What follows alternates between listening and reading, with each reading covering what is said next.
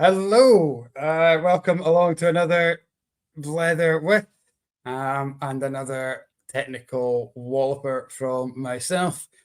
That video did not quite go as planned, but yeah, got to stare at Darren's lovely face for the full minute instead of seeing all our other guests.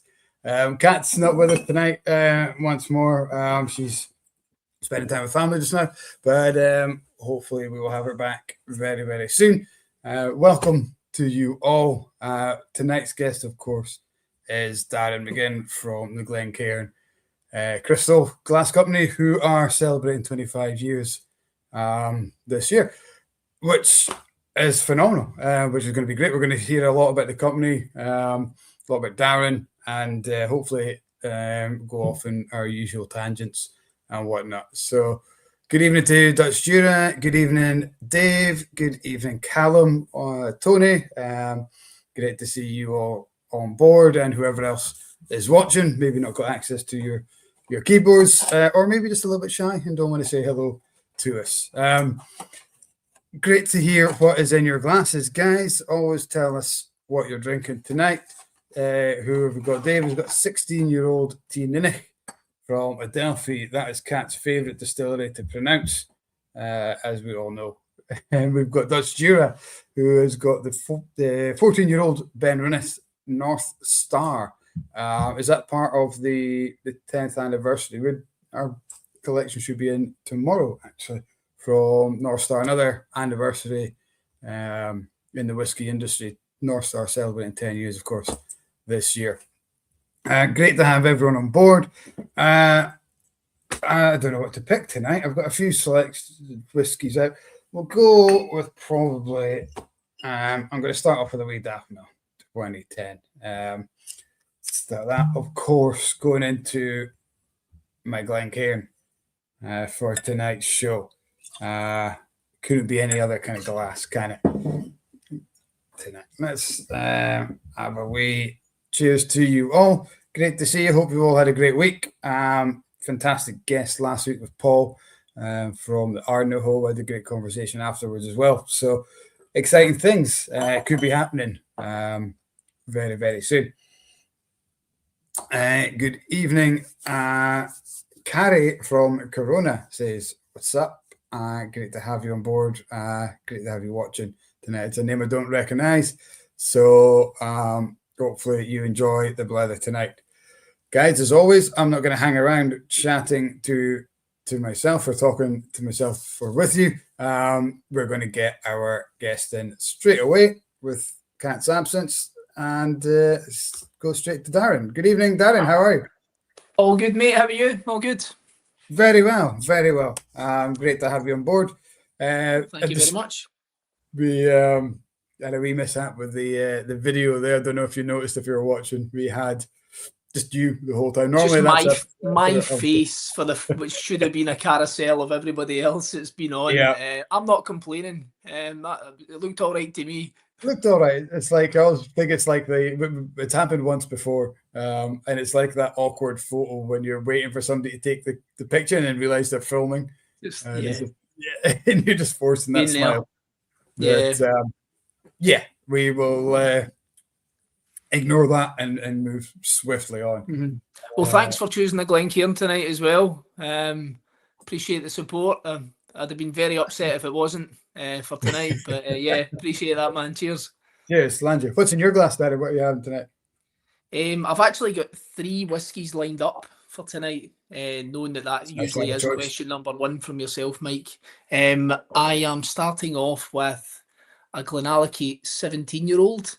Not sure if you're familiar with this one, but it is 17-year-old. It's in sherry and Mizunara.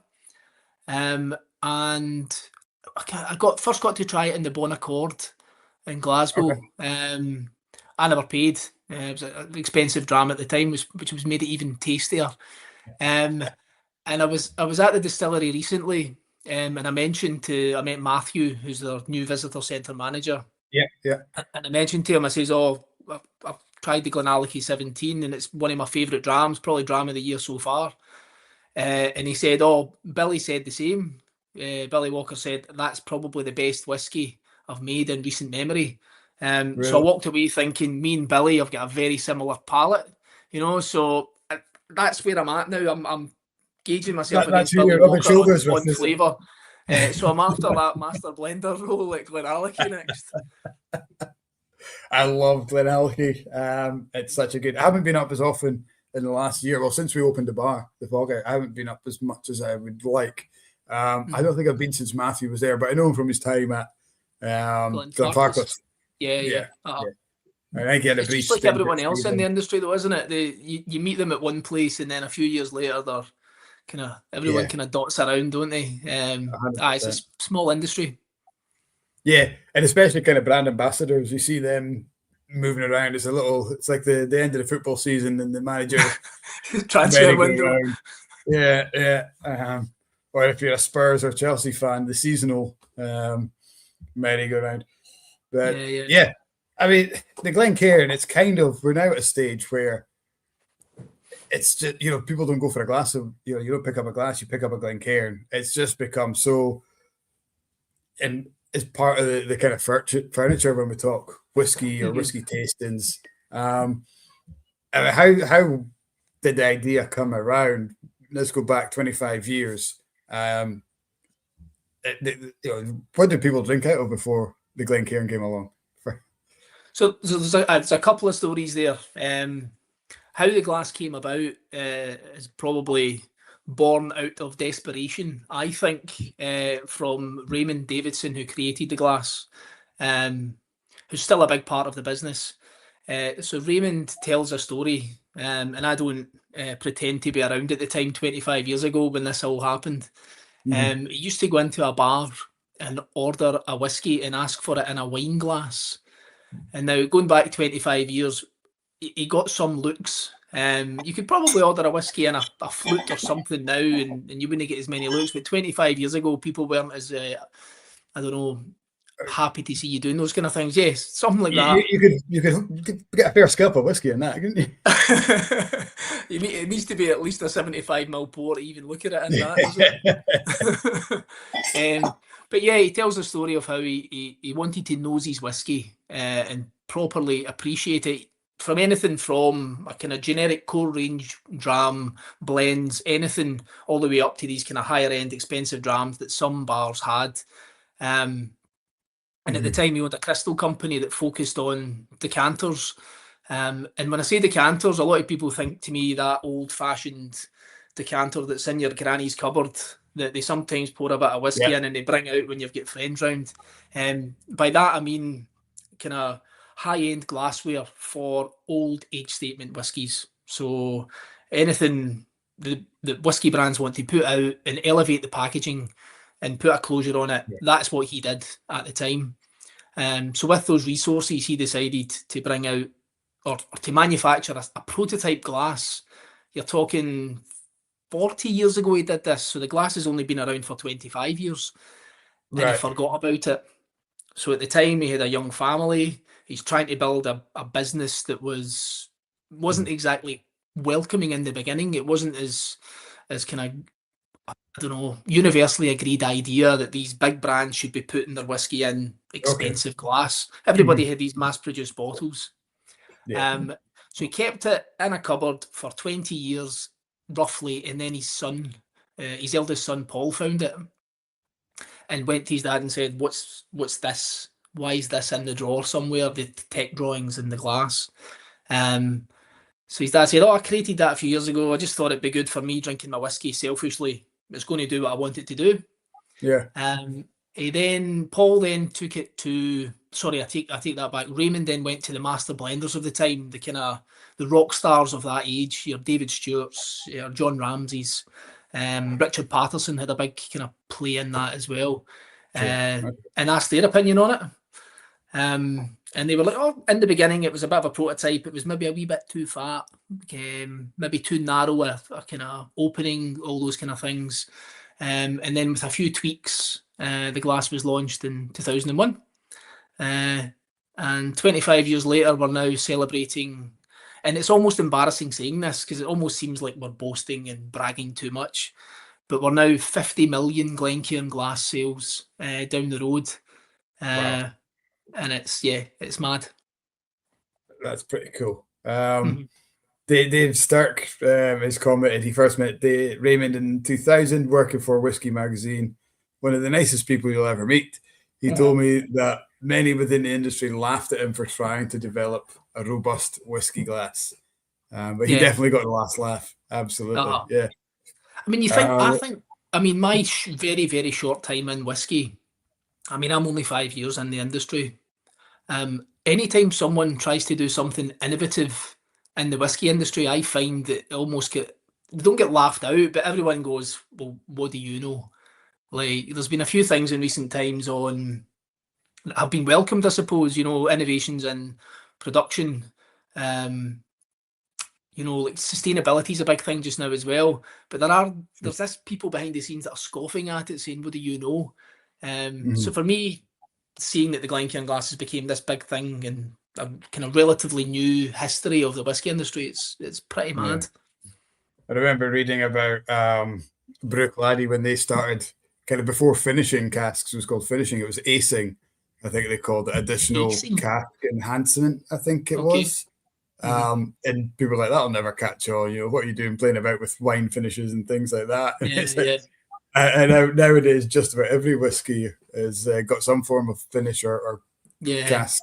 Or you're considered an anorak if you go for the traditional bourbon cask. It's fully matured in ex-bourbon. Everyone goes, oh, that's the traditional way to drink your whiskey, and there's this perception that that's the best way to do it. But finishing cask is, for me, that's my way to go. That's my way of understanding a whiskey. Absolutely. Yeah. I mean, obviously, Raymond had his selfish reasons for starting this glass. What was the next step? He spoke to Richard Patterson and that. So Richard Patterson, the nose, as people know him. What was he using wine glasses, or was it just your straight highball kind of style glasses? So blenders traditionally used Capita style glasses. Essentially, a Glencairn is almost like a Capita without the stem, really, isn't it? It's a bit more practical. Yeah, exactly like that. And funnily enough, our Capita glass, because I almost have to remind people of this, that we are a glassware company. We're not just this one-trick pony Glencairn glass. I mean, we're buzzing that's what we're known for. It is exactly our favourite child, if you're allowed to have one. But our Capita glass is styled and designed by Richard Patterson as well, because he's got such a close relationship with us. But at the time, again, I wasn't there. Your blenders would use the Capita glass. The stem was used to try and keep all the aromas on your nose and further away from your wrist if you had any sort of colognes or smells on your hands and stuff like that. I'm sure you know these stories yourself, Mike. I like the when I'm presenting or when I'm doing a tasting, I always like a stemmed glass, because when we talk about colour, it keeps your hand away from the glass. But it's sometimes when you've got that on it, your reflection kind of gets into the glass and stuff. So I do like, from a presentation point of view, I like a Capita, because you've got that extension, as you say, and it just keeps it away a little bit.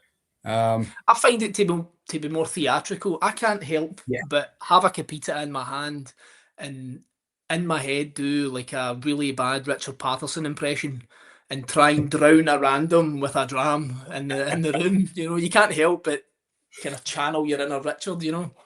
Yeah. Oh yeah. It's it is. As soon as you get that in your hand, you want to swirl it, don't you?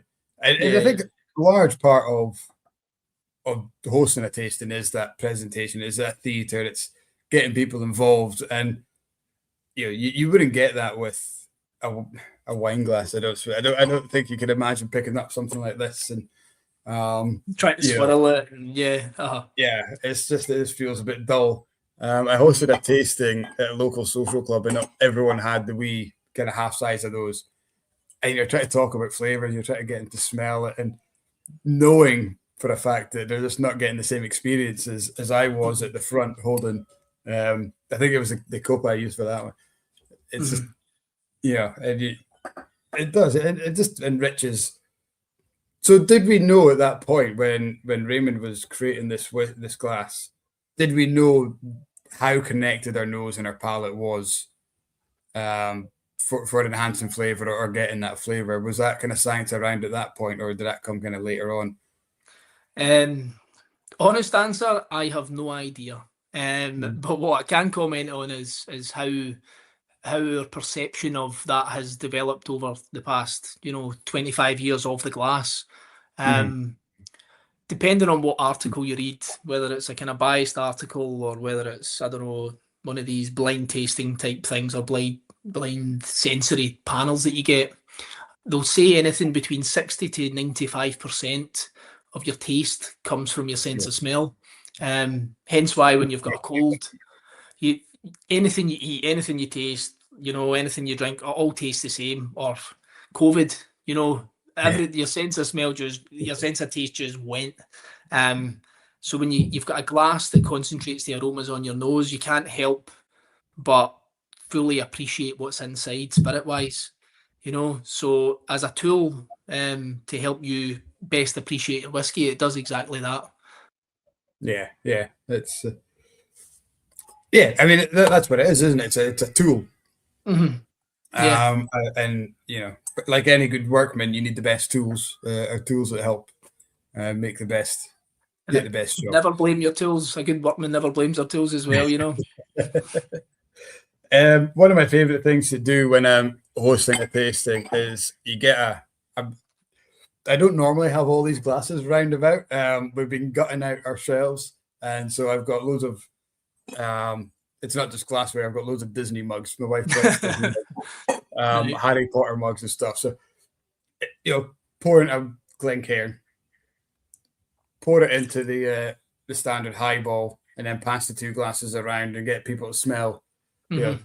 Smell that. Which is strongest? Smell. It's always the empty Glencairn glass. That for guests is an eye opener. Just seeing them, and it's one of the best things for me to do is, first thing in the tasting is do that. Why are we using these glasses? Here's a demonstration, and they're like, wow, this is that's an eye opener, and then you kind of hook them in with that. They appreciate the glassware. It's not pretentious. It's not a gimmick. They physically buy into it there and then, and it's so much easier to talk to them after that. It's a huge part of our marketing as well. It's an education thing, isn't it? Is that one of the big things the marketing team came up with recently was that you wouldn't serve a 5-star meal on a paper plate or a Michelin star dinner on a paper plate. So why at that final step would you choose to put it into something that's not going to let you best appreciate that meal or your drink? That's why the marketing team get paid the big bucks coming up with these kind of things. It's right enough. It makes sense, Glencairn obviously is now in Glencairn and whiskey. They go hand in hand. We know exactly what we're talking about there. What the guys at home might not know is who you are and kind of where you've come from. So do you want to kind of give us a wee background on Darren? Or how I became a part of Glencairn is probably a bit of a mad story. I started off in hospitality. Well, before hospitality, I did a bit of boxing. Obviously, it's a natural segue, or a natural journey from boxing into whiskey, the whiskey industry. Obviously not. But I boxed years ago to a kind of decent enough level at amateur boxing. That didn't go well in the end, but there's a kind of story there. I got a bad head injury years ago boxing at an international tournament in Finland, and then had to come to a decision of, right, what am I going to do? Went back to college, studied sports and fitness coaching, and hated it.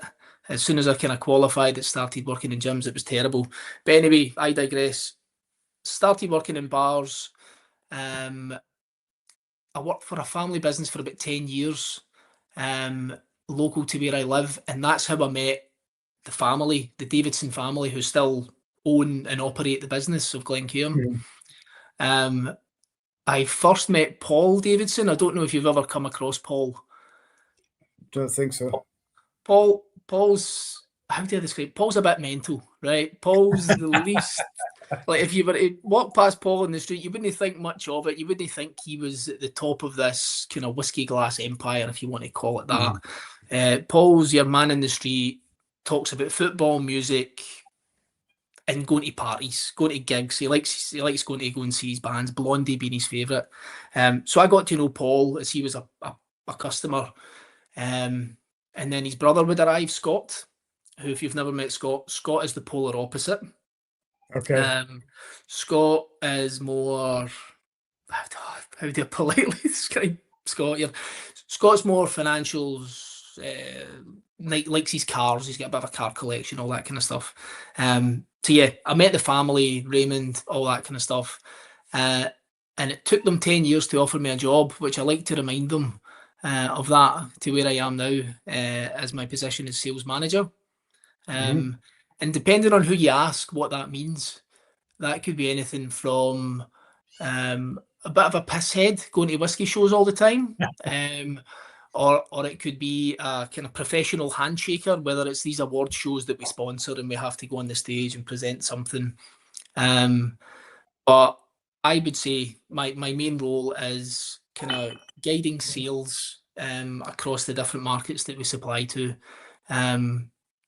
So yeah, but a sales team, to give you an idea of the scope and size of us, we are about 70 members of staff, all based out of East, well, not all based out of East Kilbride. Most of us are based out of East Kilbride in Scotland. We're a sales team of 10 people, if you count in America, Asia, and UK. So my job is to look after most of that, the kind of day-to-day operational stuff. That's the boring bit, but the good bit is I get to go and visit distilleries. And I keep focusing on the drinks industry here. We are a glassware company, so we also supply to football clubs. So my day-to-day, for example, just today, I had a meeting with a Scottish football club. I had a meeting with a curling club as well, looking to order a few vases and crystal bowls. And then I had a meeting with Glenfiddich about the glassware for the retail spaces. So it's quite a weird mix of kind of customers that we have. And we just divvy it up amongst us. Okay. Huh. It's mad. But I mean, that's just one side of the business. Yeah. We also, the decanter side of the business is a completely separate team because it just is such a difficult, intricate thing to look after. So to give you an idea of some of the projects that we've put out, we did the packaging for, was the Glenlivet 80-year-old, which came out maybe 2-3 years ago now. It was the kind of cube kind of shaped thing. Okay. At the time, it was the oldest ever single malt by Gordon MacPhail. And that sold, I think they were about £120,000 a bottle. So I think I've seen a couple of them in Inverurie Whisky Shop, still on the shelf. I don't know if they've quite shifted yet, but they do something about that, Mike. Yeah, gathering dust. Aye. But that's a whole division of our business. That makes up about 40% of what we do. Right. Okay. Part of that can be these kind of high-run decanters for old age statement whiskies. But we also do these kind of really niche one-off pieces. So the Distiller's One of One auction, where I'm sure you've seen some of these really crazy, intricate decanters that are more art pieces than anything else, never to be drunk.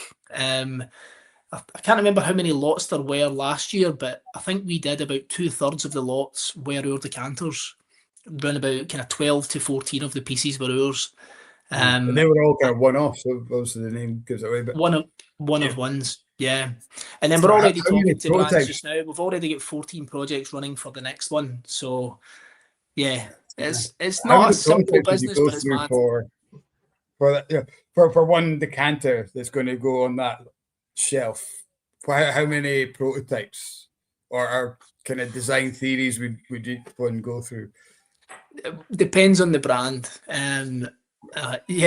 Some of it's pretty straightforward. It could be an existing shape that we already have, which is the Dream project. It's amazing. But we did for the last lot the Lafroig capsule, which it got a lot of mixed responses. It was Marmite to some people, you know, they never quite liked it, but it's a piece of art. It's supposed to be different, tell the story of the, you know, the medicinal kind of taste or the elements that people get from it. Projects like that can take 12 months, several prototypes, and yeah, a lot of cost, as you can imagine. Doing a single piece decanter that needs a mold that has to come from a mold, or it can be hand blown. It's a lot of work goes into these things. And of course that, you know, a lot of people think, oh, you're paying for a fancy bottle more than the liquid some of the time, but obviously it's not just that bottle; it's all the time and effort, the design, the prototypes, the you know, maybe some failed attempts and whatnot. All that comes into the cost to pay you guys, and the distillery has to pick up on the bottles. I mean, there's so many things you probably don't think about when you pick up a bottle of whiskey. So it's like the inner walls of the bottle have to be similar across, you know, it has to be consistent across the whole range. If you're doing, say, 10 decanters and they're all hand blown, chances are you're going to have to blow double that just to get the inner walls correct, so that the fill line in the bottle is the same. Because as soon as that reaches market, someone's going to look at that and think there's less whiskey inside, just because of the height of the fill. There's a certain amount of viscosity you have to leave in there as well, so that the cork doesn't just pop off in transit. And it's all these kind of weird and wonderful things that we're kind of the industry leaders of in what we do. I say this, I take nothing to do with that. That's far too complicated for me. I sell the glass, and they look after all that kind of serious stuff, you know. How big is your team of the manufacturing side of things? Depending on the type of project, you know, so we have lots of different grades of glass, ranging from lead-free crystal, all the way up to your kind of 30% lead content, ultra luxury kind of decanters. So as a whole, as a company, we are 70 members across production and design, marketing, warehouse, all those kind of things. So you have a 70 in total as our base, but with our manufacturing partners, there's, you know, another few hundred people involved in that whole operation across all aspects. Nice. And it's a global brand as well. Do you have people dedicated to different markets and the things as well, or? Yeah, and I hope he's listening. We've got one of the two. We've got two guys based in North America, Marty and Brian. And Marty is one of the biggest characters you'll ever meet in your life. He's ex Diageo. What was his role again? He was like the master of malts. This title that was created for them to be kind of promoting Scotch brands in North America. And Marty is every stereotype of American that you've ever thought of. He is all-encompassing in that person. So we've got a couple of guys out in North America. We've recently, it's about a year and a half now, we have an Asia market manager trying to get us a presence out in that kind of side of the world. Which we're seeing kind of promising signs of. South Korea being, I mean, huge for us. It's massive. Really an educated market. They take a lot of pride in quality and having the real glass, you know, the real Glencairn. And there's almost a culture in South Korea as well of saying you're drinking a whiskey and it's not in a Glencairn, like you're such an amateur. Which I wish we could adopt in the UK. I mean, 90% of the bars that I go into, your general pubs don't have a Glencairn in the UK. But if I go to North America or I go out into kind of South Korea market, it's nuts. Everybody, it's like a household name out there. It's mad. Right. Okay. And do you find different markets go for different styles? I know we've got the Glencairn, but are Copitas more common? Because I know in Canadian, you've got the Canadian mixer glass, don't you? Which is the kind of wider. And I've seen guys like Eden Mill will use that for gin because it's wider. You're able to get the ice in it. Yeah. So yeah, Canadian whiskey is a great example. So we created our Glencairn mixer. This is such a shameless plug, actually. Mad segue. You think we planned this? We have our Glencairn mixer glass, which is styled on the Glencairn, but it is just broader, a kind of wider opening made to kind of fit ice in there. And we do loads of volume out into that kind of market for that, because it is, as you said, traditionally served with ice. Ireland, funny one. Ireland tends to favour a Capita glass.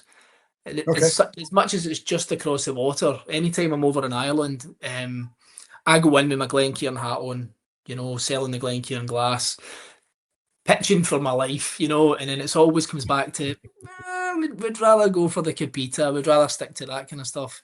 But it is such a subjective thing, I suppose. Like before we jumped on live there, we were having a quick chat about favourite glasses. You definitely said Glencairn was your favourite, Mike, just for the record. Yeah. But yeah, everyone's got their own opinions on what they want to drink out of. And dare I say, admittedly, that maybe I don't always drink out of Glencairn. It just depends on the place, what glass is available as well, depending on what bars you're in or what company you're in.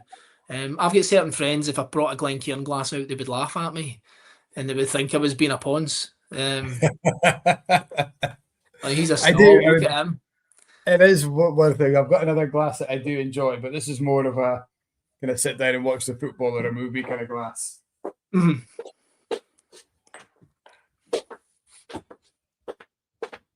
And it's more like a tumbler. It's this guy. It's just a nice. So it's weighty. It's wide. You get more in it for a start as well. But see, for the one thing I do think, and I say this again, some tastings and events, and when I'm talking with people, is I see a Glencairn or a Capita as a work glass.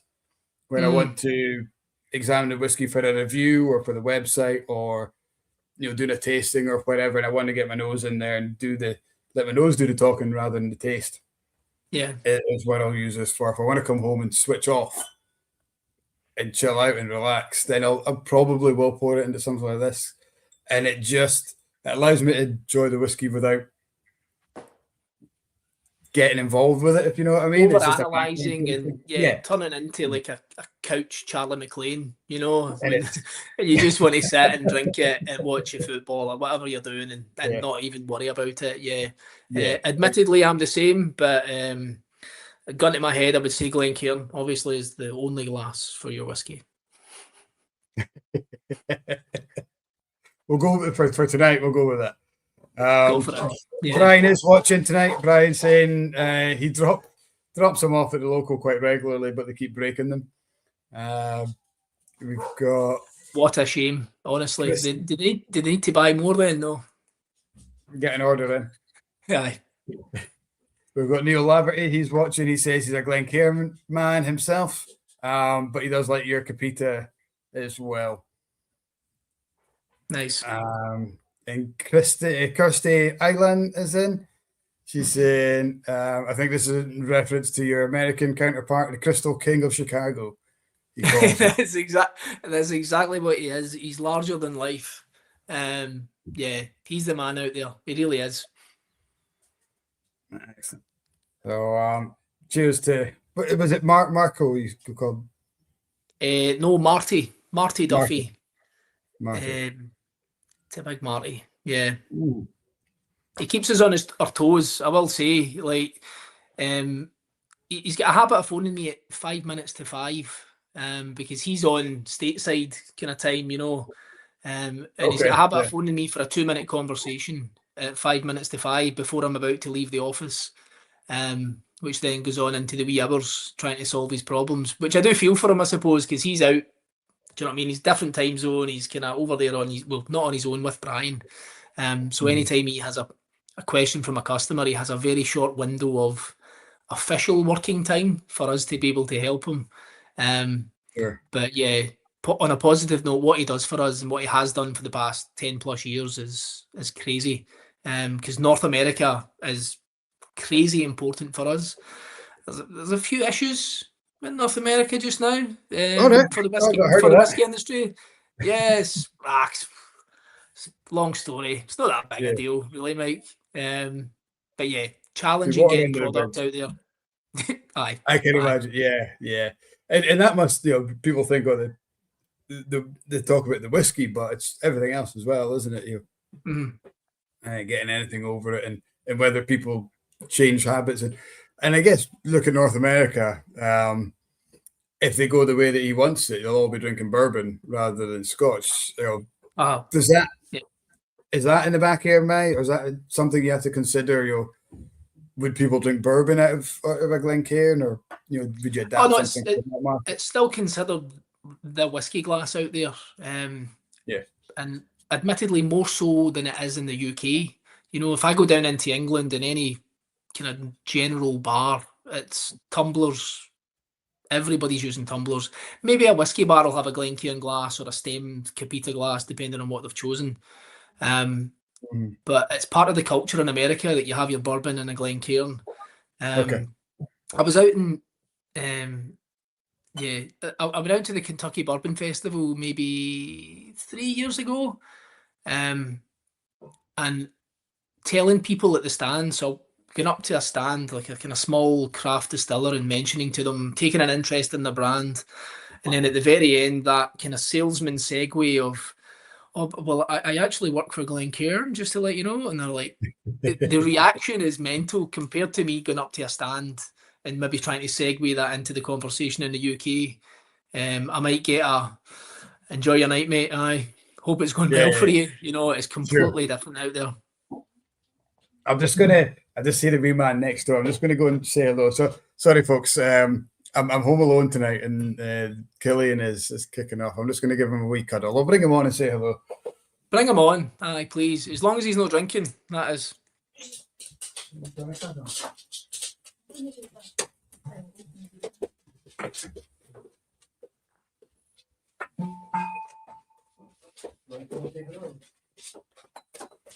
This should be the part of the podcast where I selfishly plug every Glencairn kind of innovative product that we've got in talks just now, Yeah. Yes, Killian. Hello. You were upset, weren't you? Yeah, this is Darren. So hi, Darren. Hiya. Hello? No. Oh, he's shy. I'll give you a big cuddle. Got some squashies. Yeah. Sugar Kitty is saying, as an American, he sees a Capita and thinks of wine. See a Glencairn and it's instantly whiskey of any kind. Rock glasses are for cocktails. I agree. Alan is saying, yeah, you've got good taste. You've got good taste because you're a Bluey fan. Yeah, we love Bluey, don't we? Do you like Bluey? Yeah. I've probably got a question for you, Mike, and I probably should have said this to you off air. Cheers. No, it's not going to be personal or serious. How did you get into kind of opening your own shop, opening your own bar, or how did that all come about? I kind of always been in hospitality. My first job was working for my mum at the local golf club as a waiter. I was 13. Then when I turned 18, I started working behind the bar there. Just kind of got the habit for bartending.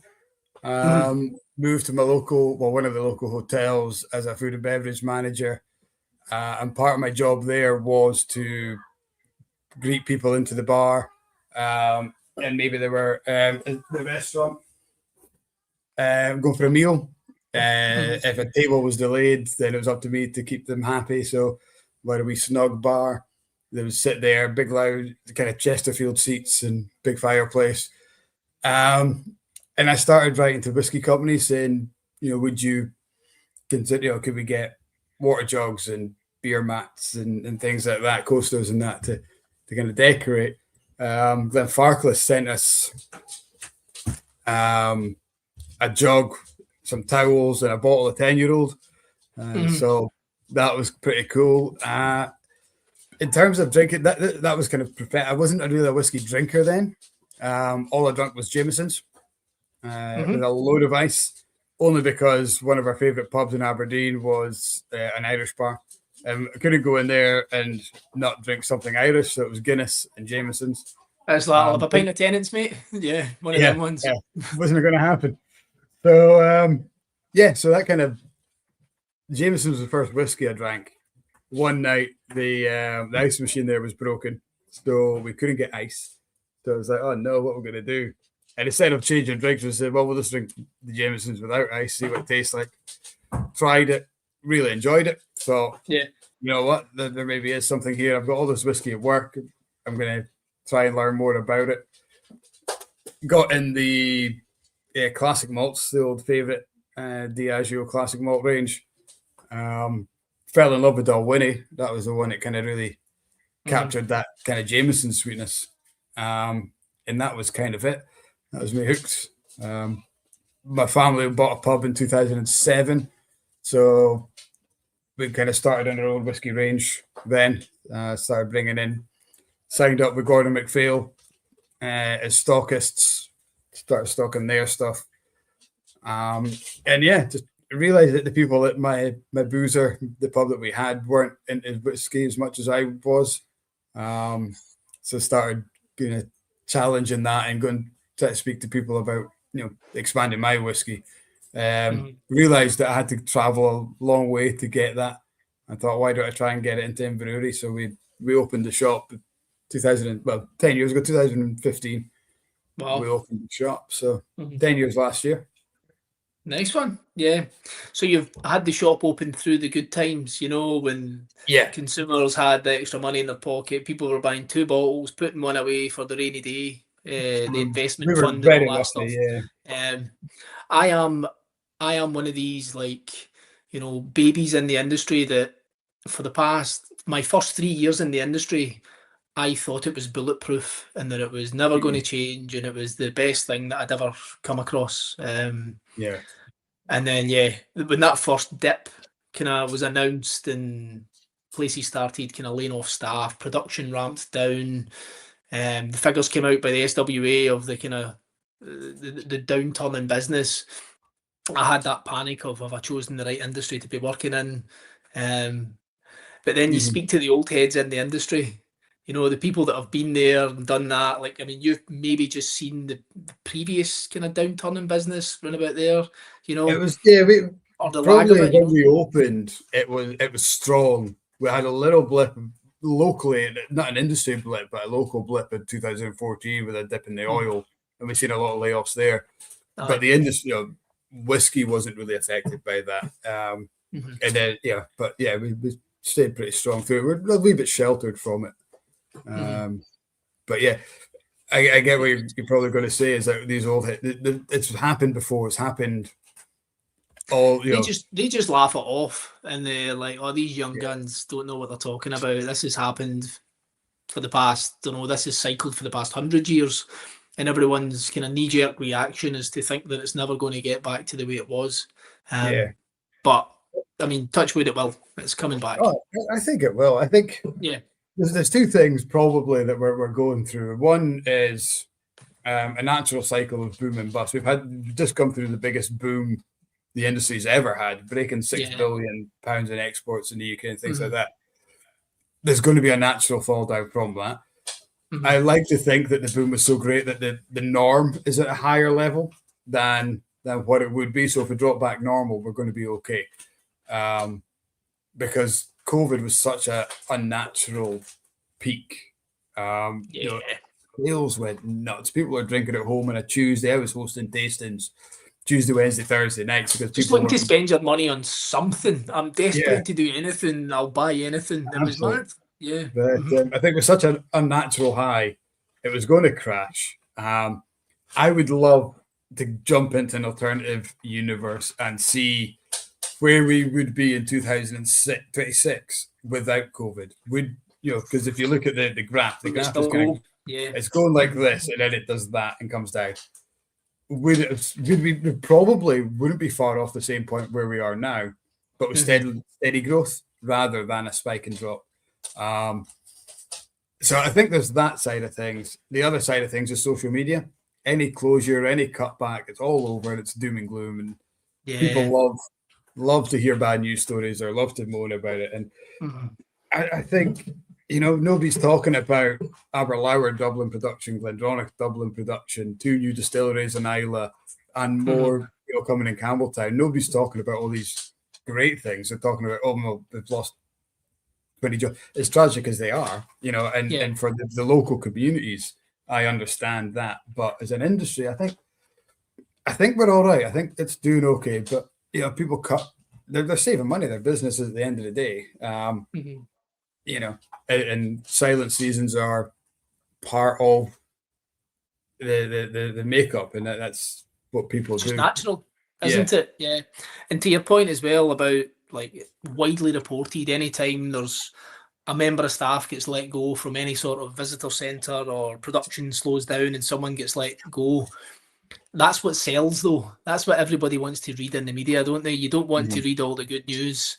That's why when you turn on the TV, you're laden by war and political change. You're not on there looking at the good news. Encouraging like you said, people doubling production, people planning ahead, expecting things to come back. I like to think we're doing that. What concerns me more than the whiskey industry is the business rates and all the other costs of the business, which is affecting every business. It's not a whiskey thing. That's a small business thing, and that is more concerning to me than my average order sale dropping by $5 or something like that. Yeah, definitely. Yeah, but we're not here to talk business rates and all that. So let's turn this into another positive spin. You said there you had 3 drams lined up. What's dram number 2 for you, Darren? Dram number 2, actually, good timing. I've just finished. I have a Craigellachie 23-year-old. Banging. Never paid for this bottle. I never got the bottle full either. And very mysteriously, I can't tell you the full story on how I acquired the bottle. I never stole it. Actually, I should say that. That sounds really quite stupid. Frank at the pot still turned his head back for a second, and you were gone. The guy for Glencairn stole a bottle of 23-year-old off the gantry. But I am heading up to Craigellachie next week. They are hosting the Spirit of Speyside opening dinner. So I'm heading up there, and chuffed about that. It's always a nice event. I'm not staying for any of the actual festival. I'm going up for the dinner, having a good night, and then heading back down after seeing a few friends and distilleries when I'm up there. But I only just was up in the north of Scotland visiting a few distilleries, and I stayed in Craigellachie at the Craigellachie Hotel. So I thought, for the podcast, I thought I'd just chuck one of them in my glass. Are you on dram number 2 yourself yet? I love Craigellachie. It's one of these. I've just poured myself. It's another indie, Little Brown Dog, who are kind of our local guys. Love to pour a dram of this when I can. That's a Royal Brackla sherry cask from 2011. This was launched beginning of last year, I think. So 15-year-old, 14-year-old maybe. And this is one of these drams one of these bottles I'm just eking out, making it last as long as I possibly can. Yeah, I've got a bad habit of that as well. I don't know how many bottles of whiskey I've acquired, not stolen again. I need to reiterate that point over the years. And you can't help but at my stage of my whiskey journey of fully enjoying it now, because in the beginning, I can't lie, it wasn't easy. When working in bars, I never appreciated whiskey the way I do now. So anytime I've got a new bottle and it's got that capsule on top, the heat shrink, it just eats away at me as I really want to try it. If I've not had it in a bar as a single dram to then buy the bottle, you can't help but open it. And also, in fact, I'm going to jump onto dram number 3, but not pour it yet. This is a reason I've got loads of open bottles, is the Somerton Whisky Club. If you've not come across them. I have not. So it's a subscription service, and this is how I started trying whiskies that I would never in a month of Sundays think about ever trying. Somerton Whisky Club, to kind of put it basically, is a bi-monthly whiskey subscription service. but you don't know what you're getting. So you literally get a bottle every 2 months, to the tune of, I think it's about 50 quid, something like that. And 95% of the time, the bottle you get is worth more retail than what you pay for your subscription. And it's just, it makes me try all these lovely whiskies. And then when it does arrive in, you go, I'm not going to wait until I've finished the other bottle before I get to that one. So you naturally end up opening them all. Yeah. Awesome. We've got Alan is watching. He's a fellow member as well. He's sipping the John Paul cast, or the Paul John. That was just yesterday's delivery for me. Yeah, Paul John single malt, unpeated, I think. I can't remember. I like Paul John. It's a really good. Last one I had was a 6-year-old, I think, from Berry Brothers. Really good. Really good draft. Yeah.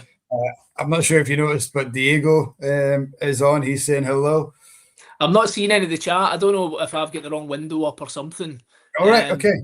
So Diego Boris is on. He's saying hello. There's the man. He says he's the king of the toffee hammer. If he hasn't told you this before, having to explain to Diego in a bar. Where were we?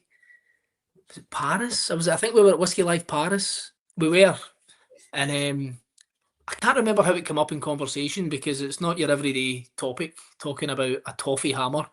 And me and Ian Allen from Glenmurray were discussing toffee hammers and laughing about them, about how it's the most ridiculous concept you've ever seen in your life. And then having to explain that to Diego, kind of the sherry expert of the whiskey industry, that we're talking about this wee mini hammer that's made for breaking up your toffee. And he's like, that's the most ridiculous, stupid thing. Yous are taking the piss out of me. So Diego now is the proud owner of a toffee hammer. Right. So yeah, good guys. Well, Diego's been on the show before as well. Am I right? Yeah, he was a guest. We went on a very dark journey through 6 dungeons and all right, sweaty PVC with Diego, which is it's a conversation for another time. Yeah, and this was on air, or was this before? Oh yeah, this was live. This was live. Okay. Yeah. We and Diego's also been at the shop. We did a tasting, a sherry kind of masterclass in the bar as well. He's the man on sherry. He's the top kiddie, isn't he? And I'm quite disappointed in him actually that he has divulged secrets of our last night out if he's talking about these sex dungeons and stuff. So that is ridiculous that he would bring it up. You're the one. You're Darren. Go. Yeah. Dungeon Darren. That makes sense. No, he's a top guy. Hoping to catch up with him next week, actually, up at the Spirit of Speyside. For the festival. Yeah. Loads going on up there. It's just it's a phenomenal week. And what was a weekend is now, I guess, 8 days it runs for. So many events. It's nuts. And as a person who, I mean, going up as a salesperson for a glassware company to any other festival, it's an event where all the brands are in the room and you get a chance to go around and have a chat and catch up. As a business, I should say, we're not pushy salesy. I'm not going up to stands and going, oh, buy more Glencairns or whatever, which would be a terrible pitch. But going up to the Spirit of Speyside Festival and staying for a few days is just so overwhelming. And what can you achieve in those days? Even as a consumer, it's trying to dot yourself around and get to all these weird and wonderful events, because I don't know if I want to go all the way up to Glenmurray and then miss out on, Diego's tasting at the Highlander, where he's doing like a kind of sherry masterclass, and it's trying to find the best use of your time, It's so, and of course it's so spread out. Transport and things like that it's tough, but I mean, kudos to the organizers for managing to bring what is ultimately a hugely populated whiskey region. It's a monster, isn't it? Yeah. But I think you just have to be, I don't know, the guys, I've never attended. I've done some of the dinners, I've done the odd visit here and there, but I've never said, right, I'm going to do Speyside Festival. So the guys at home, maybe you guys who have done it are in a better place. So how do you choose your events, and how do you go about it? Yeah. There's accommodation. This is something probably on a topic of innovations in whiskey. That's something, I don't know, the Sip Seekers, this new innovation on whiskey tourism, where they could maybe put a roadmap out or to try and kind of best kind of navigate the Spirit of Speyside Festival. I think if which is anyone can, honestly Vicky's unreal probably ideas, isn't it? Yeah. I guess it depends on what you want to get out of it. I get, if are you just, you know what, I love just little master classes. I love, you're not, I don't want to say basic, but I love going to distillery, doing a tour, getting a tasting. That kind of thing. And then maybe you can drive around a couple, pick up the wee driver packs, and do that. And then you'll get the other guys who want to go and do the behind the scenes, the master classes, the blending glasses, the stuff you just can't do any other day, that kind of stuff. Yeah. And if you want to budget yourself for that, it's nuts, because some of the prices of the courses and the tasting events are for what you get in hindsight. Mortlach is only open once a year, but do you want to pay? Is it 200 quid for a tour and then maybe one or two grams? I've not seen it, but yeah, I can imagine it would be in those kind of numbers when it's limited time, I suppose, isn't it? How many tours can they do per day over the 5 days or 7 days? It's a hard one. Absolutely. Diego's mentioned the Dramathon. Do you partake in that? I did the Dramathon last year with Diego, and the cheeky so-and-so has brought it up because he beat me. Did he beat me, actually? I think he did. No, he did. He definitely did. I did the half dram. So I kind of, some would say I wimped out and I never did the full marathon. I did the half dram, which was enough. Because very stupidly, I never booked accommodation. So I drove up in the morning, ran the half marathon, and then drove straight home. Which was a complete nightmare. It wasn't great at all, with kind of cramping legs. The best part of that actually was the Speyside larder. I think this is one of the kind of worst or the best kept secrets in the Speyside region, is how good the rolls and the sandwiches and the food is in the Speyside larder in Aberlour. It's unbelievable. So I must have scranned about 5 or 6 sandwiches on the way home just to kind of keep me sane for the drive. But yeah, I'm planning on doing it again this year. And yeah, it's on. Diego's getting taken down this year. You doing the half again, or are you doing the full one? I'll do the half again. The thought of doing, 3+ hours as a marathon, I still haven't booked accommodation as well, so probably driving home straight after. Unless Diego's got a kind of, he's got a camper van or something sorted for us, or we need to crash. Yeah. We'll just go and crash somewhere. We'll crash Rothes Glen, actually. We'll just break the doors down. we'll be in the dungeon anyway. It's big business in Aberlour, the dungeons. Diego will tell you, he's been to them all. He's an expert, actually. He'll know. Yeah. I just say, even if I was fit enough to run for 3 hours, I think I would get bored halfway through. That's what podcasts are for. This is what this is for. Yeah. 3 hours of you and me talking complete nonsense about sex dungeons and toffee hammers. That's the fuel that people need to get them through the pain. I was seeing if there was any. The only comment we've had is Alan Smith. He's not seen a toffee hammer in decades. Bit like the stories used to sell nutcrackers in the fruit section. Exactly. Do you know, the toffee hammer industry, it seemed to disappear overnight, and it's almost the kind of thing we all need to get behind again, because a lot of people must have lost their jobs over this. And I need to remain serious about this. We need to bring back the toffee hammers. And I know Diego is very proud of this and he wants to do something about it. He cares about these things. But there's got to be... The toffee hammer's not going to work, is it? It's not something that you guys could recreate, I think. Now, I can't say too much about it, but there may or may not, I cannot confirm nor deny, that the crystal toffee hammer might be the next Glencairn Glass. Who knows? It could be.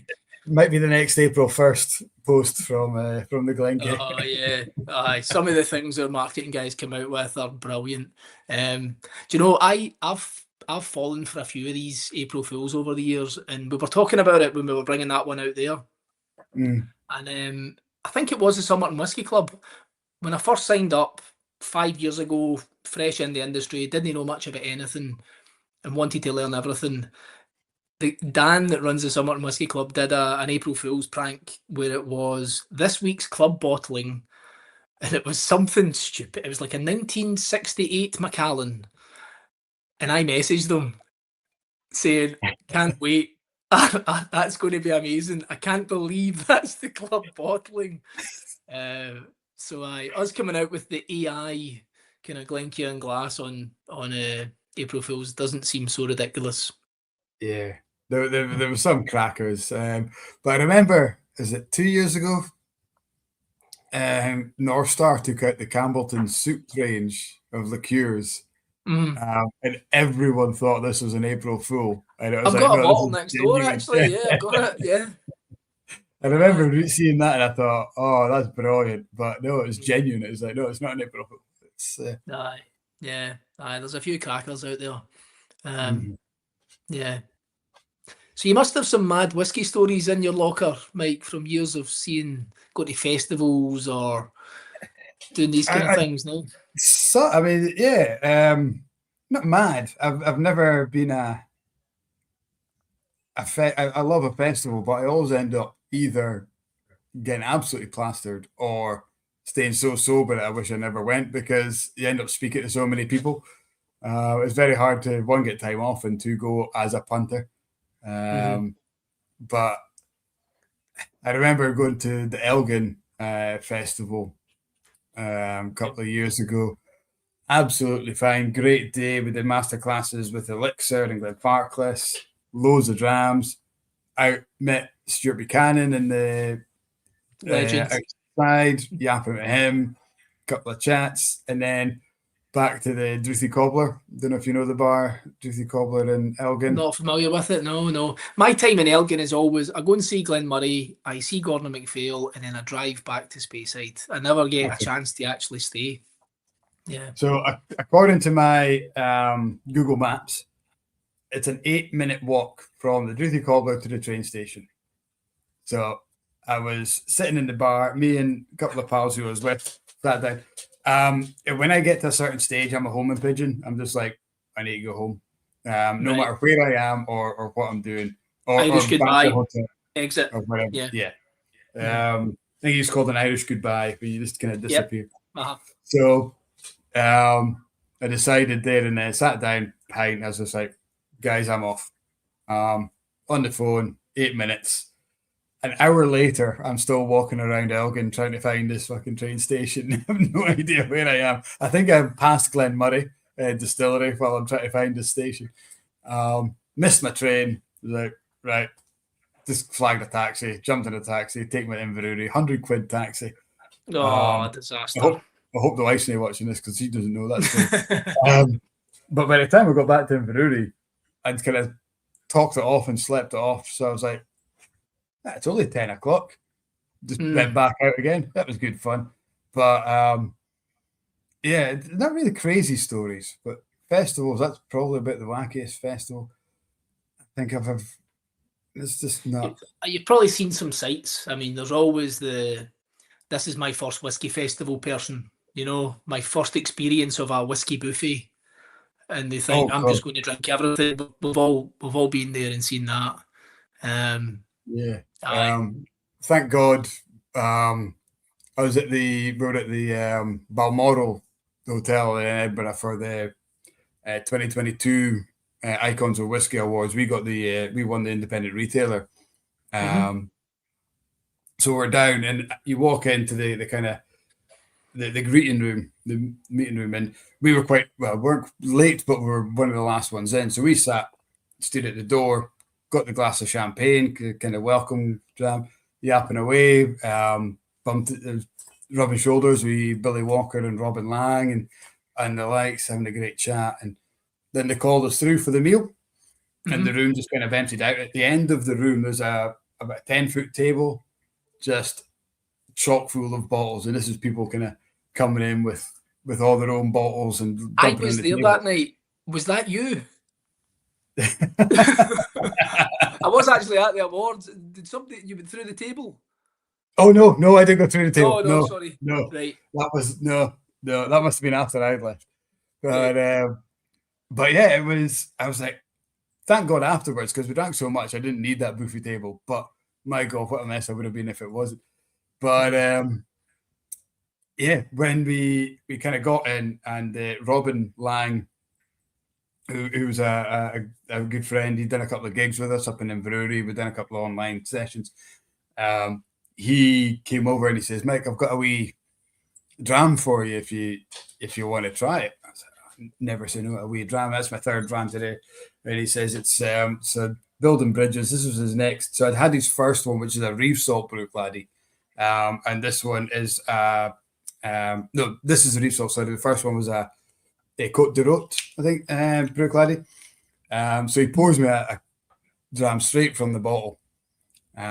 Poured it in. He goes, "Enjoy that." And I said, "Hell, Robin, this is wonderful. I've got a wee something I like to return the dram with."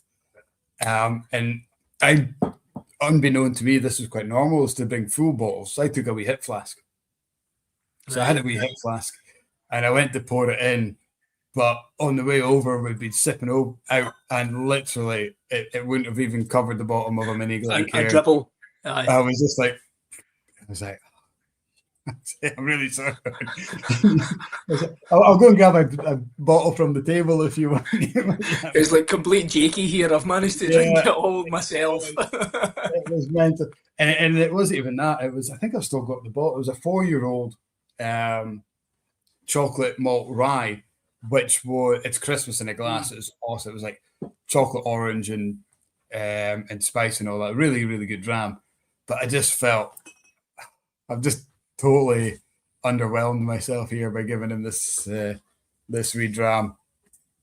But there's a wee toast to Robin for the dram. Again, this is another one I'm kind of making last. An absolute phenomenal whiskey. Who's been the kind of biggest character for you that you've met in your time in whiskey? Wow. There's a few. Seeing Richard Patterson at 7 o'clock in the morning, turning up to a factory to collect a decanter or whatever it may be for something he's got going on that day. You'd imagine at that time in the morning, he's not had time to get fully prepared and be the personality of Richard. But at 7 a.m, the pocket square matches the tie, matches the socks, he's immaculate. The guy is just, honestly, he's velvet. The guy's got it. It's crazy how just well put together this guy is. With my Glencairn privilege, I get to meet a lot of these kind of rock stars of the industry. Very nervously met Charlie McLean for the first time and went to Glasgow's Whisky Festival with him and went for lunch with him before it, with him and Raymond. And I'm not the type of person to get like overly nervous about meeting a person of status, but I was 2 years into my whiskey journey at this point, working with Glencairn, finding out who's who, and Charlie McLean was always this mythical creature. Yeah. He was a unicorn to me. He didn't exist. He wasn't a real person. There's no way that guy, like, he was born with a whiskey glass in his hand, this guy.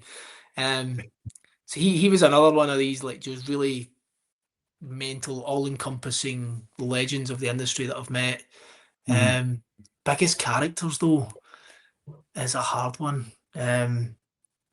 Wow. Well, while you're thinking about that, I'll tell you what, the first time I met Charlie McLean. So we'd opened the shop 2015, and as I said, we'd worked with Gordon McPhail for the bar. So they were the guy, and they had I'm not sure if you know them back then. They had a wholesale department as well, which sold everyone else's whiskey. You know, if you needed a whiskey, they had it, kind of thing. So we basically stocked the shop from Gordon McPhail, and for the first probably 2 years until we got our foot in the door and started going direct. But so 2016, it was in Glenmurray, distillery and the warehouses there, we got invited by Stephen up to their table. So we're on the Gordon. I was on the Gordon MacPhail table. Me and Claire, who's my business partner, and kind of still a little bit fresh into the industry, kind of green behind the ears and all that, and kind of I recognise him, and I kind of watched his podcast. And Charlie McLean, obviously, I knew Charlie McLean from the Angel Share movie, and reading a couple of books and building up to my knowledge for the shop. And the toilets was a kind of porta cabin. Okay. And I was in the toilet at the urinal, and who walks in and stands next to me is Charlie McLean, and I'm just like in awe. Just like, he's a and I'm just like, I really want to shake your hand, Charlie, but it's probably not a good time. I'm glad you said you looked up at him, but you never looked down. All right, Charlie. So that was the first time meeting Charlie, and then he came on our Blether. He's been a guest on this show as well. But we reached out to him if it's part of the Water of Life movie. We did a tasting. So Greg and the guys who made the film did kind of viewings. So we would sign Inverurie Whisky Shop up for a viewing. We'd do a tasting pack, and we'd get a couple of guests. And so we had Ben from Glenallochie he worked with at the time, and Charlie was our guest. So they came on, did a bit of Q&A, and we watched the film, a couple of drams as we went, kind of thing. So we stayed in touch for a while. But yeah, I love Charlie. Such an icon of the industry. Absolute legend. And very weirdly, recently, like we, again, through my Glencairn privilege, he is in fact, him and Raymond are best mates. They are drinking buddies, they are travelling buddies, they go everywhere. They're like sherry at 9 a.m, they'll meet up at 9, they'll have gin for 11, and they tell you their itinerary of what they're planning on drinking throughout the day, but they're proper best buds. Yeah. It's mad. You hear about these people and you don't actually think they're real, but they are. Yeah. I'm trying to think of another one of like a mad legend. Francis, is it Cuthbert? Francis Cuthbert? From Daftmill. Daftmill, yeah. Yeah. So getting into whiskey, and I was trying to look at all these weird niche stories of distilleries and how they came to be. And Daftmill was a story that kind of spoke to me of this unknown character that decides to make whiskey when he feels like it. When he's not out ploughing the fields or doing his farming or whatever it may be, he decides, I'm going to build a distillery and make it the way I want. You know what? Stuff everybody else. This is what I'm doing. It's kind of like a superhero alter ego, isn't it? Yeah, he's Batman. If Bruce Wayne decided to distill whiskey instead of Vigilante, it would be Francis and his brother. Aye. But this is going back to Marty, actually, our American brand rep, or one of our American brand reps. Anytime he comes over here, I try and plan a trip where he'll come along with me and meet a few of my kind of accounts that I look after. But we'll make sure we go a nice wee journey and we make it nice for Marty coming over. So this trip was the East Coast. And so we started in Arbickie, we went to Strathearn, a couple other places, but on that list was going to Daftmill. So trying to plan to visit Daftmill. It's not a visitor centre. It's not this place that anybody rocks up and sees. But Marty knew him through his presence in the whiskey industry. And surprisingly, Marty's like, he said to Marty, yeah, just pop in. Just come up to the cottage next door. We'll get a cup of tea and then we'll go over. And I was buzzing. I couldn't believe it, because that used to be my go-to wanky answer of, oh, what's your favourite whiskey? And I used to be like, trying that cool, like Daftmill. Have you heard of Daftmill? You know what people do. I was that guy for a while. As a young person in the industry, you pretend you know all these things that you've not got a Scooby-Doo about. Yeah, you probably tasted it once. Yeah, barely. Do you know what I mean? I sniffed it and then didn't drink it. So I managed to get a behind-the-scenes tour of Daftmill with Francis, and he's quite a kind of calm, shy character. But around Marty, he proper opened up. In fact, the negative side of that trip was I was driving, and Marty got a chance to try about 10 whiskies that had been unreleased. Nobody had ever seen these whiskies. He was pouring stuff, dipping straight into casks. And then I had to drive Marty around another 3 or 4 appointments that day, King's Barns and all the way back down. So yeah, challenging, as you can imagine. Fife is going to be the next region, isn't it? It's there's so much good stuff happening there. We spoke about it. I can't remember if it was last week or the week before. On the Blether, I think Fife could be a region with Aberargie opening, and you've got Daft Mill, you've got Lindores. Yep. Yeah, all the new stuff. These different kind of whiskey tourism hotspots are really kind of popping up. When you think Falkirk has a couple of distilleries now as well. I'm not sure if you've been there yet, like Falkirk Distillery. I haven't, no. That's mad. That is one of the most mental distilleries I've ever been in. When you hear the backstory of it, the guy George Stewart is I'm being polite, he's in his 70s, I think, and he's a millionaire, I don't know how many times over, and he's just decided, I like whiskey, I'm going to build a distillery from scratch in the heart of Falkirk. And he'll tell you himself, I've spent 25 million quid, I'll be dead by the time the whiskey's good. There's going to be my family that's going to reap the benefits of these kind of things. But all these mad regions are popping up. Even the kind of islands are starting to kind of pick up almost their own region. Arguably, they're not a Highland they're going to be the Hebrideans or something. Yeah, it's. I mean, how important do you think now regions are in the industry? Is it marketing or is it? It's marketing. Yeah, really, isn't it? Yeah. I get it.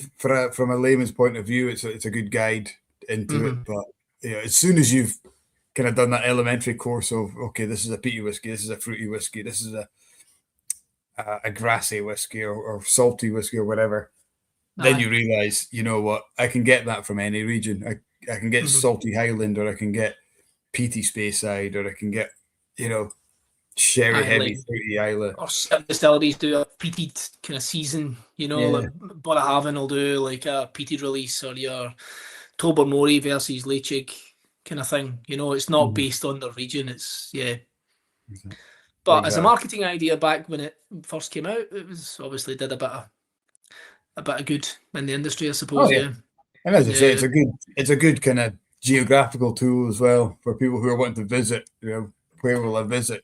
Head up the Speyside, and that gives you kind of somewhere to concentrate on. You can say, right, I'm going to stay here. If you just say come to Scotland, a lot of visitors will be like, well, yeah, it's pretty big. Where do I start, kind of thing. So it's a good base, and I think that's what Fife will be ideal for. I would like to plug Aberdeenshire as a region. We've got 9 distilleries now that are doing great stuff. So base yourself in Inverurie, preferably, but Aberdeen just as good. Let's just do it in Inverurie. Let's get the new Speyside region. Let's get 50 distilleries that just surround your shop and bar. That would be ideal. Yeah, that would be great. I have that issue when I go to Ireland once a year, maybe twice a year, to go and visit different kind of distilleries and clients. It's just not Speyside or practical. You go to Ireland and I get the ferry over to Larne and I'll see Bushmills. And then my furthest away appointment could be Dingle, which is as far kind of southwest as humanly possible. And the drive time could be, 8.5 hours. So let's make Inverurie the new whiskey region. Let's add that to the map. Let's get it going. I'm up for that. I'll do that, yeah. Aberdeenshire, I'd certainly take the northeast, because you could kind of sneak in Glencadam now and Arbiki. New visitor centre as well. Have you been? I've not been yet, but they've, by the looks of things, just from friends that I know that have been and images on socials and stuff, it looks pretty impressive. Really nice. They've got a new visitor centre manager as well that's came from King's Barns, and I know him from there. And Michael van der Veen, he's proper switched on. So I'm sure you'll get looked after if you go there. Yeah, I do need to go there. I love Glencairn. I think it's one of whiskey's sleeping giants. Probably starting to wake up again now with the visitor centre opening 200 years last year, and that's But I think it'd be a pretty good place to be. Just jumping out the comments, we had Dave Packerson has asked, "What does Darren do for relaxing?" And he's also asked, "Do you have a big whiskey collection?" I think he answered that with you got a big open bottle collection. What do you do to relax? It's very weirdly, what do I do to relax? I do a lot of running, which seems like the most unrelaxing thing that anyone could do. That's my kind of thing, my daily thing that I kind of, my tick box most mornings. I'll go a run, depending on what type of run it is, a fast run or a long run. And I've recently managed to, I am like a lone wolf in my journey on running. So I've got no friends that run until about a year ago. I finally managed to convince a mate to like, have a go at running. You're going to enjoy it. We can go runs together. We can do all these things. And, you know, selfishly, I'm gutted about it now. He's now better than me after 1 year. What 1 year of running? This guy is like a gazelle. In fact, if Diego is still listening, probably not, because we're talking complete guff now. But he won. I can't remember where he finished at Dramathon at the half. He was 6th, maybe 7th. And at that point, this was September, October last year. He'd only been running for about 8 months, and he finished in amongst all the club runners. Yeah. You know that way when they put out the results at the end of a race, it tells you position, person, and what club they represent. Like they are a runner, they're part of a club. Yeah. It was all these elite runners, and then just my random mate Josh, who took up running like 8 months ago, slotted in there like this weirdo that just managed to be good at something. Diego's watching. He says he's still here. He is an animal. He's a weirdo. He's a complete weirdo of a guy, and he just seems to have taken to this sport. Diego, like the three of us ran together, me, Diego, and Josh to begin with, and Josh was just itching to go from the first kilometre. He just wanted to take off, and we kept saying to him, "Just go if you want to. Like we're not bothered. We're just going to finish the race. We're not trying to win it or anything." Yeah. And then eventually we just left him, and he just darted off like a greyhound. He's naturally fit. Weirdos, absolute weird. But he's never done anything. This is what frustrates the life out of me. I've done boxing, running, loads of sports over my life, and I positioned myself in my friend group as the guy that was fit. Like I was healthy, looked after myself. And this guy that's been hammering raves and like absolutely hammering pints all his life is just taken to it like it's nothing. Yeah, I feel silly about it. One of my best mates, his brother's like that, and I remember his missus. Both are they're brothers, and both their wives like did this 10K run, and they were both like training for weeks and months and all that. And then the morning of the event, Ash, who'd done no training at all, he was like, "What is it you're doing again?" He's got a 10K. He goes, "I'll come along." And he just tipped up and done it and beat them all. And you're just like, aye. What a dick. Exactly that. You know, some people have just got that weird, I don't know, genetic benefit that other people don't have. I can't quite put my finger on what it is, but yeah. I think the people like that, that's what they've got. It's a mutant, right? Yeah. But other things I do to relax, man, I like nice food. I like nice wine as well. I do like going for a glass of wine. And whiskey. Yeah, whiskey has slowly become one of these things that I really, really enjoy. Because most people will tell you, "Oh, it was love at first sight." And my first whiskey, it was like this eureka moment. And unless your name's Charlie McLean, I don't believe you. It took me a bit of time to really get properly into the weeds of it, and then the more you visit distilleries and you see the intricacies of it, the production methods, and you discover all these new weird and wonderful things, you really enjoy why it tastes the way it tastes and the length of time that goes into it, you know.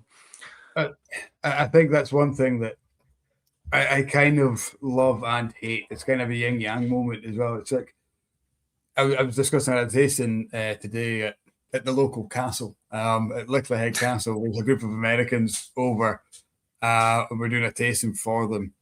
And we go into, a little bit of production and kind of dispelling some myths about color and age and, peat and all that. And they're like, one of the guys was like, "You're killing me, man. I used to think this and that." And I was like, "I know, but that's what the market wants you to believe." And it's like, sorry for kind of poo-pooing on your parade here, but, it's all 90% of it's science and chemistry and that. And I think that's one thing that, it does kind of hurt a little bit to know that it's not magic and it's not this wonderful. Yeah. It's all planned and it's all done to a recipe to a degree and all that. And obviously, still a hell of a lot of skill involved in the blending side of things, and the maturation is still this kind of lovely kind of natural thing. But the more you get into it, the more you know, the more myths you dispel. You kind of, from the inside, you're like, sometimes I wish I didn't learn that. Sometimes I wish. Yeah, you might just shut your ears at times and just believe the unicorns and the sunshine and rainbows and have your rose-tinted glasses on. Absolutely. It's not. I think it's not until you meet people that are actually making whiskey, like people at the heart of it, without naming any names, where they'll just tell you, yeah, it's water and grass. Really at the core of it. There's also bits that happen after the cask kind of management, the kind of liquid management afterwards is very, very important. But it's new make spirit that you then need to nurture on this journey. It's not an exact science, I suppose, but it's it kind of loses a wee bit of its magic when they break it down into the 3 ingredients thing. Do you know where you were when you said, actually, I'm going to like this, or I've made the right choice? Did you have that kind of eureka moment where it hit the scales for you? Well, I know exactly when I thought whiskey will never be my thing, but which is a different story. That was my 18th birthday. It was my 18th birthday. I was in a pub in Wishaw, and if you've never heard of Wishaw, it's where people for Inverurie don't go on their holidays. They go there if they want to feel good about themselves. Mad place. And it was a where John Higgins is from, isn't it? I think that's where I recognise it. The Wishy Wizard, himself. Yeah, that's what we're known for. How mad's that? A snooker player. It's like that's what we've got. That and there's an area of Wishaw called Craigneuk, and there was an article in one of, I don't know, probably the Sun. Actually, now I think of it, that said that the life expectancy in Craigneuk is less than that of Beirut at the time when there was a war on. And this was a headline in the Sun, which tells you a lot about the Sun, obviously. Yes. But the first time I remember enjoying whiskey was a Glenfiddich 15-year-old, and there was a brand ambassador came and did a bit of training with us when I worked in a restaurant / bar.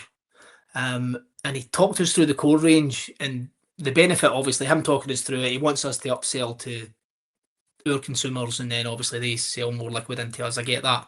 But he was telling me about the 15-year-old Glenfiddich was a Solera vat, and how they never let it empty, and they always kind of pour in 15-year-old whiskey. So when you think about it, there's all these kind of 50, 60-year-old whiskies all kind of floating around in this big vat, and I bought into that.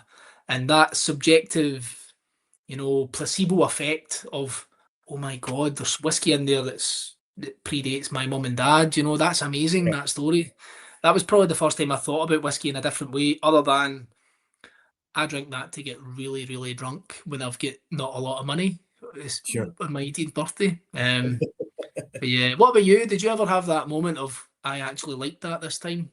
It was that Jameson's moment where I drank it for the sake of drinking it with loads of ice because I didn't like the taste. But that, if it wasn't for that broken ice machine in O'Donoghue's, I don't think I would be sitting here talking to you today. It was literally, I was like, oh, fuck, most people would have said, oh, well, I'll try something I actually like. I'm like, no, I'm having that without the ice. Took a taste of it, and I was like, you know what? That doesn't actually taste that bad. and it kind of stuck with me. A couple of weeks later, I thought I'm going to try it again without ice, because it might have just been the moment, that kind of 3 sheets to the wind kind of already. So I tasted it again and said, no, I'm liking that. I think there's something here. So from that moment on, whenever I went out to the house party, I think it was a bottle of Jameson's, and then it was Dalwhinnie was the closest, because I did kind of think a little bit of a traitor drinking Irish whiskey, working in Scots bars and stuff, and I thought I need to find a Scottish equivalent, and it was Dalwhinnie that kind of tipped the scales, and yeah, it's just the more I learn about it, the more I kind of fluctuate between being a sherry slut to loving a bourbon cask or and everything in between. I love it. Yeah. On that, you're talking about the difference between a sherry slut quote or like into the bourbons. Like that's not. I wish I remember who told you used that phrase first, but I thought I that described me from. Although Dalwhinnie is kind of pure, or really really bourbon-esque and vanilla and sweet custard creams and that kind of thing, I quickly fell into sherry, Glendronachs, Glenfarclas, Balvenis, and that became my kind of really big kind of passion. So yeah, it just described me. I thought I heard it must have been a podcast or something, sherry slut, and I thought, yeah, I'm stealing that. I thought we were talking about Diego again, because that's the name he goes by. Is it Sherry Hound? Oh, sorry, it's the Sherry Hound, isn't it? Sherry Hound. I went through a weird phase when I first started in whiskey where, like, I felt the need to, you feel the need to impress people a little bit on your knowledge when you're trying to get some sort of clout in your role or the industry that you're supplying to. And I went through a phase of loving sherried whiskies, or sherry finished whiskies. But speaking to the anoraks, because I had this privilege of meeting all these really important people in the beginning, and they would always tell you, try it when it's only been in bourbon. That'll give you the distillery character.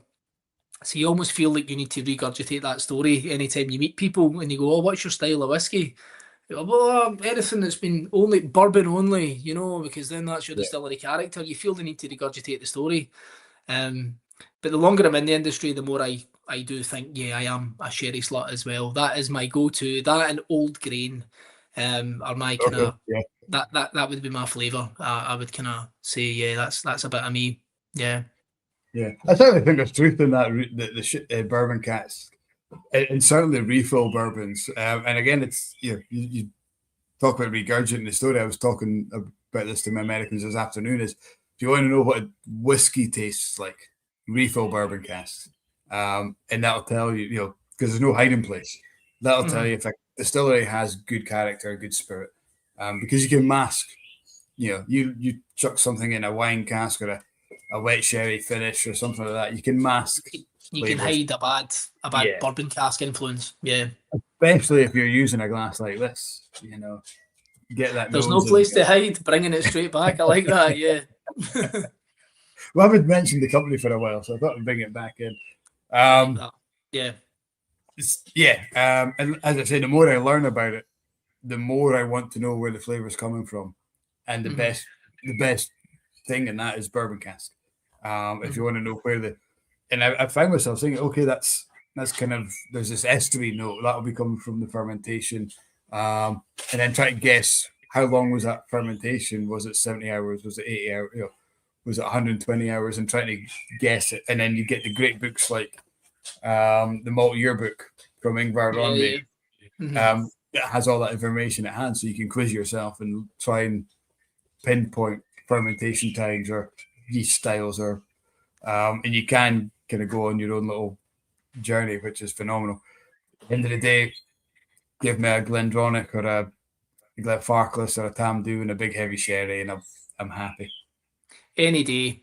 For me, it's the first stand. If I'm at a whiskey festival, it's the first place I'll go. It will be a big sherry bomb, famous distillery. It will be an Aberlour, a Glendronach, Glenfarclas. It will be one of those. That's home for me. But yeah, I do appreciate they all have a place, and they all have their own ideas and what they want their whiskey to be, how they want it to be presented to the market. Like a lot of startup distilleries get crazy advice from Shush. Right. We've got more company. Is this another guest? Yeah, we've got just the dogs. They've been pretty good so far, actually. Impatient. Time for a walk, almost. Yeah. Nearly. But yeah, what I like hearing stories of distilleries when they're just starting up, getting advice from like famous whiskey consultants. You know, they'll help them give their distillery character the best chance of being really nice after it's matured. Like Darren Distillery, they exclusively mature in, I can't remember now, but it's some sort of wine cask, I believe. I've definitely butchered this story, but it's having that expertise of a consultant coming in and going, I've been in the industry all my life. If you give that 10 years in this type of wood, and that's what you see as your distillery character, that's going to do great for you. Put it in bourbon if you want, but this is my opinion. But I love all these kind of weird stories. We had a great story from Paul, who was last week's guest as part of the Arnaho distillery, and he was saying, when they got Jim McEwen on board, exactly that. It's like Jim was like, "What do you want the final product to be?" Because that's the end game. If I don't know what that is, then I won't be able to help you. So they're like, we want Isla in a glass that speaks about Isla the way no other distillery. And so he's like, well, how can we do that? Then you work back. You need this still. You need these kind of condensers. Your fermentation time. This is your yeast, and work back the way. Know what you're ending, and it's phenomenal. It's like there's not many people in the industry that have that. Yeah. All like they've got every aspect of that decision making process. There's only a few in my head of the modern era that get all of that can consult, like your Brendan McCarran's, for example, ex CVH and beyond. He's now at the Lakes, I think. He's down there, and Becula as well. I don't know if he's doing a bit for both of them, but these type of characters are so important in the industry, obviously, because they get it. Like you said, I'll take it back to, what do you want it to taste like? It's going to be this yeast strain. It's going to be this type of cask. It's this fermentation time. This type of mash. It's just right back to the beginnings. You look at a lot of the new distilleries that Dr. Jim Swan kind of set up that STR process of getting new spirit tasting fantastic at a young age. Lindors and Massey and all these kind of you guys. Coleman, I think he at Lakes as well. I think he worked there or was it it was in Norfolk, the St. George's distillery he was at, I think. But yeah, getting them on their feet, getting that DNA into it, and letting them run. Talking about new distilleries, I've got a question from Dutch Jura, who's on YouTube. He's saying, are you doing any business with Jackton Distillery? Is probably the closest distillery to you guys. Great question. It's maybe less than 10 minutes from where we are. Yeah, and today I had 2 separate inquiries from Jackton Distillery for glassware for events, which I probably can't say what it's for, because that would be quite rude if they've got some sort of planned release or event. But yeah, we work really closely with them. We've got a great relationship with them only just being down the road. Try to think, can I tell this story? It's not a bad story or anything. With us not just being a drinking glassware company, we also do decanters. So yeah, I don't know if there may be a release in the future with Jackton for something that may be in a Glencairn decanter. That's like, I'd be a terrible kind of riddler, I'd be terrible at doing these kind of things. So yeah, we work very, very closely with them, but they guys seem to be planning way into the future.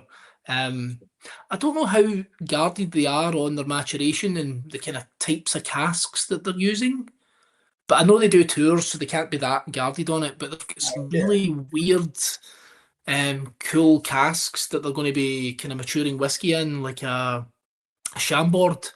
They've got a great relationship with Chambord, which I've never heard anyone else using those types of casks. And I've seen the whiskey I've seen their aged spirit at 6 months a year and a half, 2.5 years in those casks, and it's almost like they need to slow down the maturation process. They might need to put it into something else to slow it down, but looking at it, not having tasted it, because, well, I need to chin them for that. They owe me a few samples now.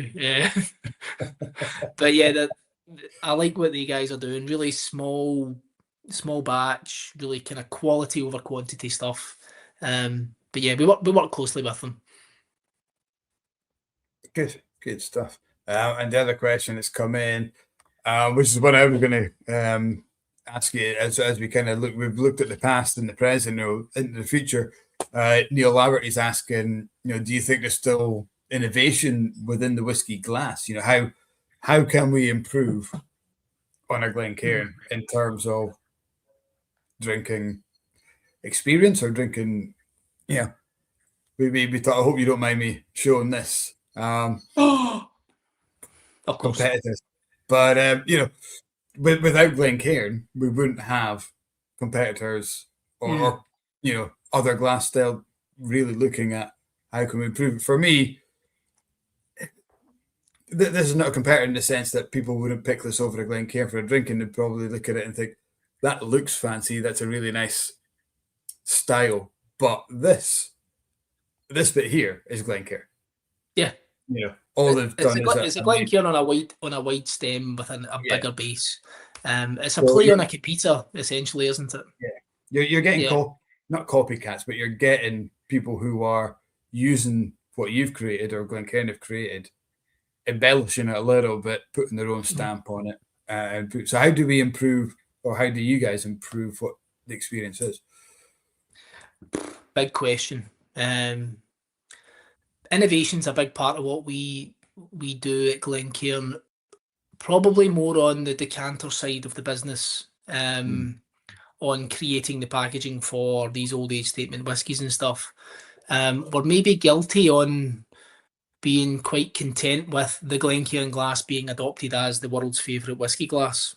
It's probably something we need to do more of, and whether it is developing the same glass and having it a different appearance, a different spin on it.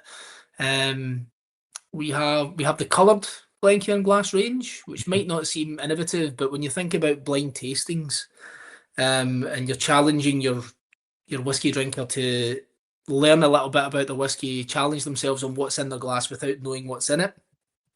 We do all those kind of things as well. But yeah, there's definitely room for innovation on the drinking glassware side of things. But that being said, 25 years ago, people probably would have said to you that there was no need for such a thing, was a whiskey glass, a Glencairn glass, which seems crazy now that we're in this position where we are 5 million Glencairns per year sold globally to 100+ different countries. So who's not to say that in another few years there'll be another thing that we come out with that completely changes people's perspectives on what we should be doing in drinking whiskey. But yeah, who knows? It could change.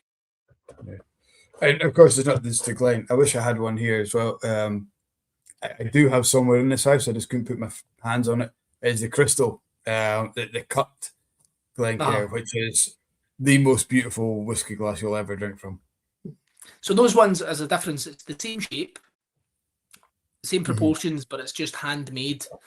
This is part of my sales pitch when I'm telling customers about it in the trade, when I try and kind of tell them about the cost differences, and I try and tell them, this one might cost you this, but this one's handmade. Each individual glass is hand blown, hand cut, which obviously comes at a cost, as opposed to these kind of semi-automated, kind of mass-produced 5 million Glencairns per year for the lead-free crystal version.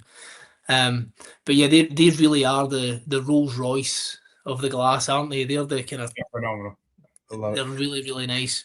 But don't put them in the glass wash, in the dishwasher. No, I would not. No, that is protect them at all costs. Yeah, I managed to acquire one from a whiskey bar. And is this a bit like me not stealing bottles of whiskey? Is it the same story? I'm pretty sure we were allowed to because we spent a lot of money that night. I know what bar that was, but I'm not going to say. But we came back, and it was on the side. And the first night, the missus was cleaning up, and she just put my fault for not telling her. But yeah, the morning after, it was just like it just clouded over, and you're not getting that out. I was just like, so yeah. It's the difference between lead crystal and lead-free crystal react differently when you add detergents. If you want to get into the geekery, I know this is the sexy part of the podcast that everybody's been waiting to hear. When we're talking chemical compositions of glassware. But yeah, it will react differently in different temperatures within a dishwasher, all that kind of stuff. But your standard Glencairn, dishwasher safe as long as you want. Mm-hmm. But yeah, hand wash your lead crystal, handmade, 30% lead crystal glass. It deserves to be looked after a bit better, 100%. Yeah. No, I now totally advocate that. Mm-hmm. Yeah. Alan Smith has started. It could be a challenge. He's saying he's got about 4 million Glencairns in his cupboard. What is the? Here's a question for the guys at home. How many glasses do you have in your cupboard, and how many do you actually use? I'd probably use 2, maybe 3.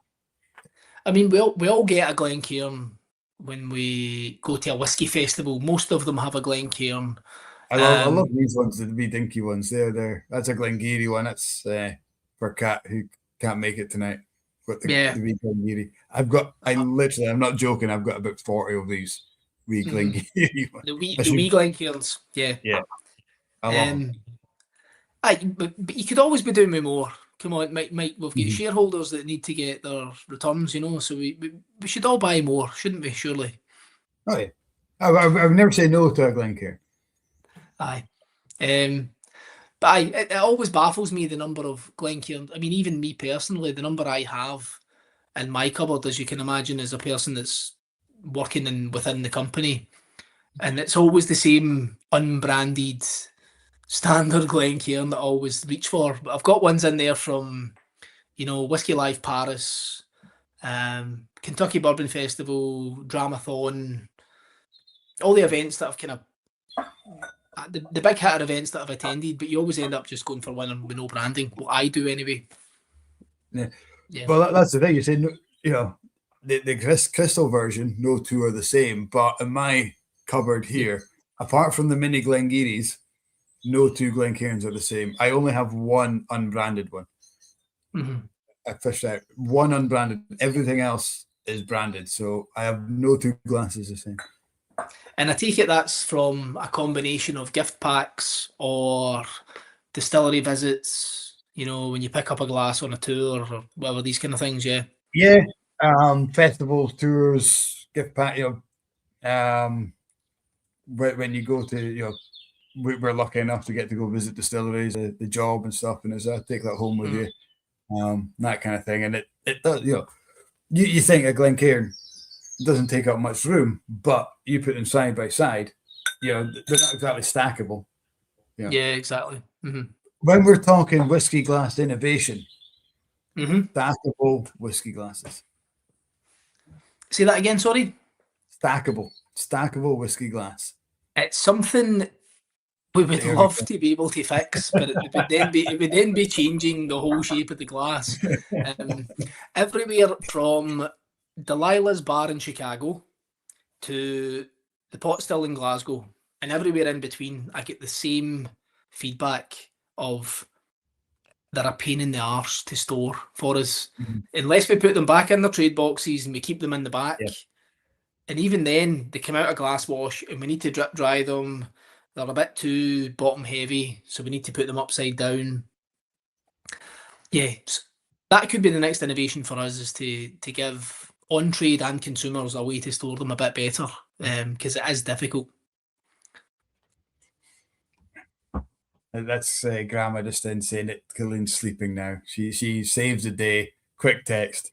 He was not settling. So that's him down now. Happy days. Grandma to the rescue. Mm-hmm. But yeah, I think that's I think yes, something that we could store them in, or trying to think how, because you get collapsible cups for camping. You could get a glass version of that, but does it have to be glass? Maybe that's the new.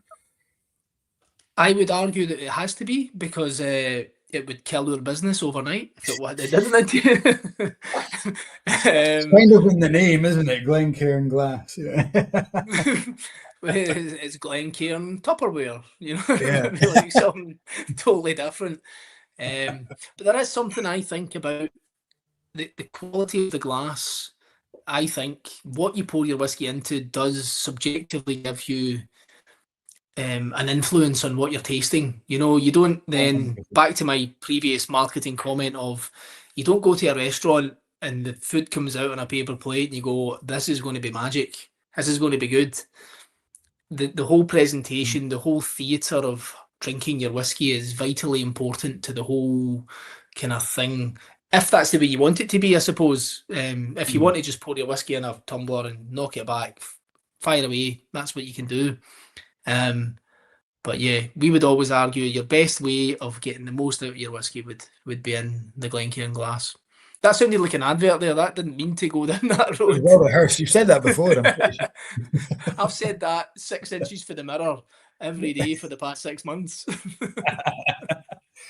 and you can not hide behind, but you can laugh it off as marketing. But I think everyone who is watching tonight has drunk whiskey out of a Glencairn glass, and people who are going to be watching this back in the future, and people.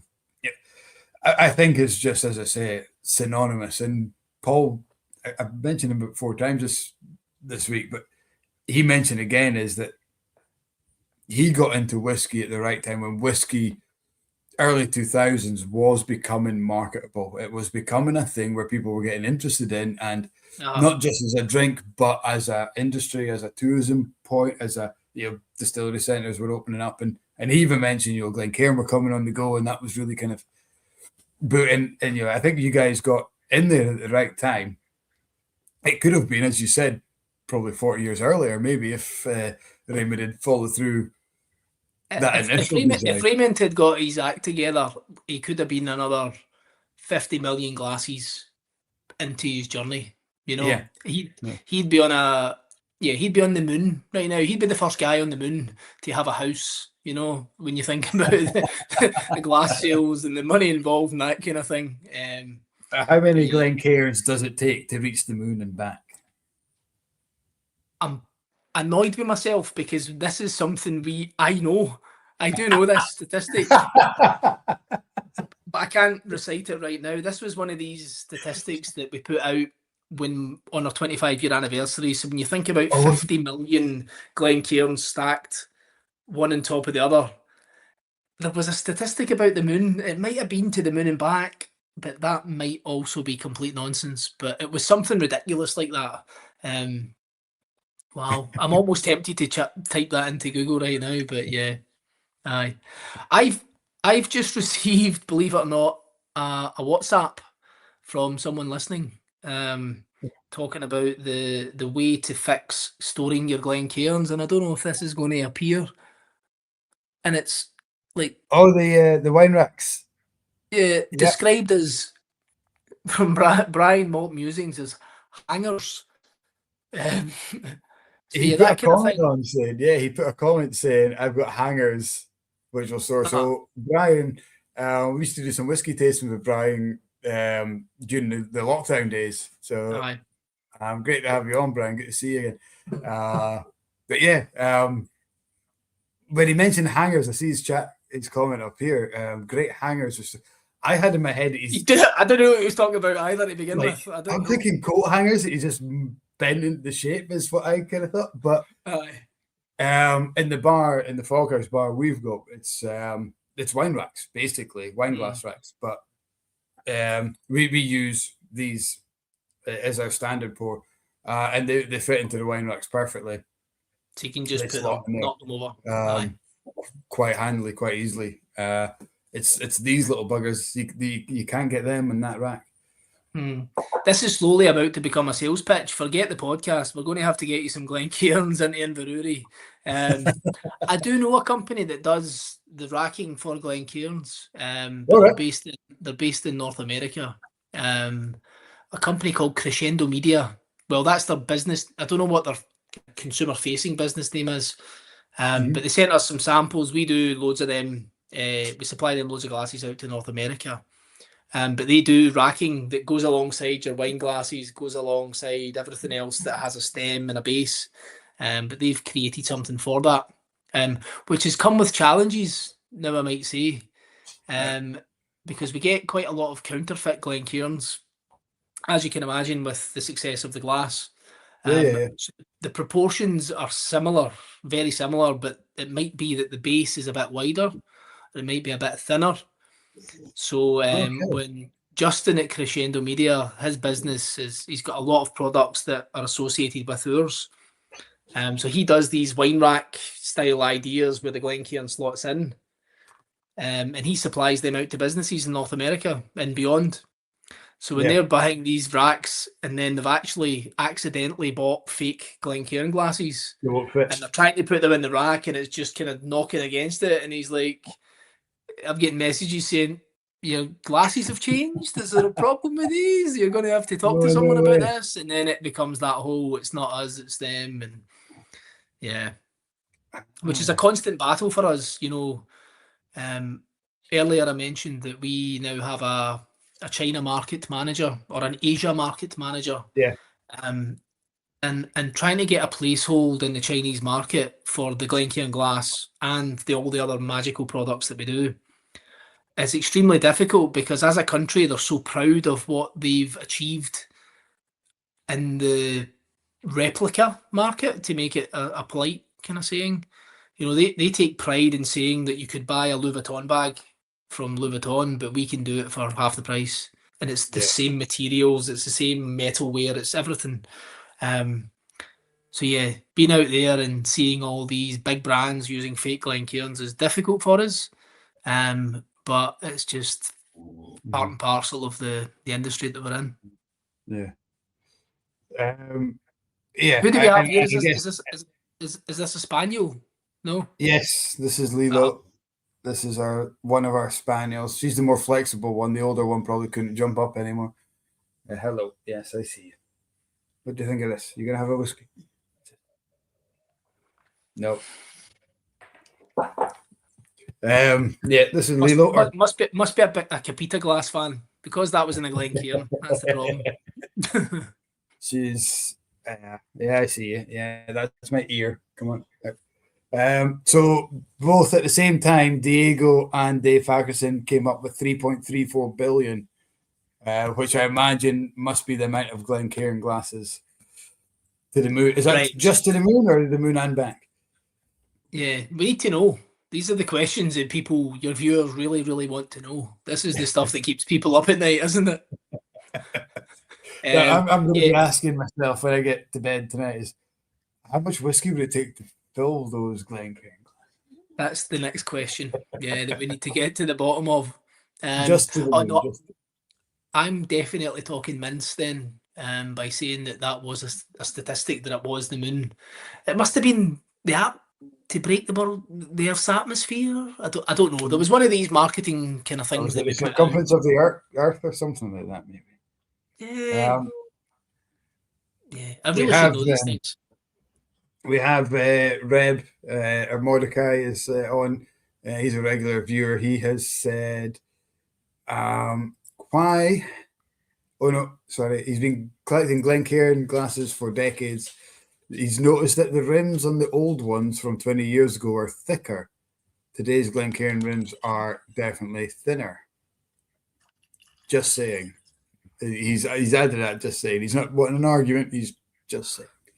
Well, so I've only been there 5 years. So I can't kind of give you inside knowledge on why it's maybe changed from 20 years ago to now. But I do know that the grade of glass that we are now, lead-free crystal, is to the best of my knowledge what we've used most of the time. We've been producing glass. It may be that it was a cheaper type of glass before, and we've decided to improve on the quality of the glass. So a lot of people associate quality with thickness or weight, which isn't the kind of full story. It might be true, but it also might not be. But if you've got a kind of delicate, thin, high clarity piece of glass compared to a kind of thick, dense, cloudy kind of piece of glass, it might not tell the full story. But yeah, I'm not pitching for a fight here, but I'm just kind of fighting my corner, you know. I think, I mean, first and foremost, I think Reb deserves a well done for collecting Glencairn for decades. Yeah, he should definitely email me and get some sort of prize. He's been building our business for 20 years. Yeah. He's not saying he's paying for them; he's just collecting them. It's a bit like how I've acquired my whiskey and how you acquired that cut Glencairn again, Mike. Yeah. Exactly. Dave Ferguson did comment earlier on. He said, do we use the code Darren25 to get 25% off the Glencairn website tonight? My personal email is yeah. If anyone's listening and wants a deal, then obviously they can message me direct and we can maybe sort something out. 99.9% sure we could sort something out for people. No problem. Brilliant. There we go. So guys, if you're watching tonight, Darren's What's Up is going to go mental. Yeah. Don't message me. We've got glasses in production for you just now, actually, Mike. You do, yeah. Our Foghouse and the whiskey shop. So we've had a lot of people asking for the Foghouse glasses to buy. At the moment, we don't sell them. We just they're in the bar, which has obviously led to problems with them being acquired. But we think, if we sell them, maybe. So they will be coming up for sale as soon as your production run is through. So, yep, no, definitely. My argument for that about people stealing the glasses, it's free marketing for a start. They've got your glass in the house. We would always argue that because it suits us, obviously, that you would buy more. But maybe do unbranded glasses for the bar because people are going to steal them, aren't they? Really, let's be honest. We're probably both guilty of that ourselves. I remember a few years ago, Stella were doing those lovely chalice kind of stem thing. Oh, they were gorgeous, lovely piece of glass. Now that I work in the glass industry, I can appreciate the cost implications for Stella to put those out. There was like a 4-part decoration process on them, gold rim, 2-part colour print, soda lime glass, but there's kind of nucleated glass, stem, base, very expensive. And I remember taking a couple home, not thinking much of it. So I can appreciate you, Mike, as a business owner, that people keep stealing glasses and it directly affects you. It's a different story, So maybe unbranded glasses in the bar, decorated glasses behind the bar for sale. I'll take that on board. Nice. David Stark is still watching, which is great. And he says that's great because we're ordering Glencairns for next year's festival. You heard it here first, guys. Exclusive, I think. The Indie Fest. Cheers. Chink. Yeah. Which, cheers. I haven't been, right, which is quite sad. I've never been to the festival, but when you think of festival concepts, and we were talking about innovation as well within the whiskey industry, if you've been to one whiskey festival, it's much the same brands you always tend to see represented in the room. But to have a whiskey festival that is purely indies in the room is just one of the most brilliant concepts for an event I've ever thought of, And just so dedicated to the whiskey drinker rather than the stag party or the guys in the street who want to piss up, which, yeah, let's not take away from them. Those guys are probably making up 90% of the whiskey drinkers. Yeah. They do a massive job for the whiskey industry. But to have that festival that is dedicated to people who want to appreciate the sip, the savor, to really engage, it's such a great concept. Great concept, yeah. And David, sorry, thank you for supporting us again. Thank you. That sounds great. Reb has come back. He's saying he's paid for every one of his glasses, so which is even better news, Reb. He judges the quality of his glass by gently hitting it with a spoon. The cleaner the musical note, the better the quality. Glencairn glasses have a lovely round musical note. That's part of my terrible sales pitch when I'm out on the road and I'm visiting distilleries that use our competitors' glasses. I'll give it the lead crystal ting, compared to like the kind of clunky soda lime glass. It's became quite a running joke in our place. So you mentioned the Stella glasses. Have you turned into, like, you walk into a bar or you walk into a shop or wherever you are and say, "Oh, look at that glass! Isn't that a good glass?" Are you that guy? I've became a bit of a weirdo when it comes to glassware, and my other half hates me for it. Like, this is the first thing I do anytime I'm served a drink in any bar. See, and I'll look at the base like a mad weirdo, like I'm checking it out, like I'm looking at the back of it to check out the supplier, and I go, "Oh yeah, that's Atlantis. They're based in Portugal. Oh, wait till I tell you about them. They're a family-owned business. I've been supplying." And she goes, "Shut up. Well, it's just a glass." "No, it's not just a glass. It's not. Wait till I tell you this." People's careers have been built on that glass. You need to know it. Mine specifically, so you can't just say it's just a glass. But no, I can't help but be a glass snob working in the industry I am.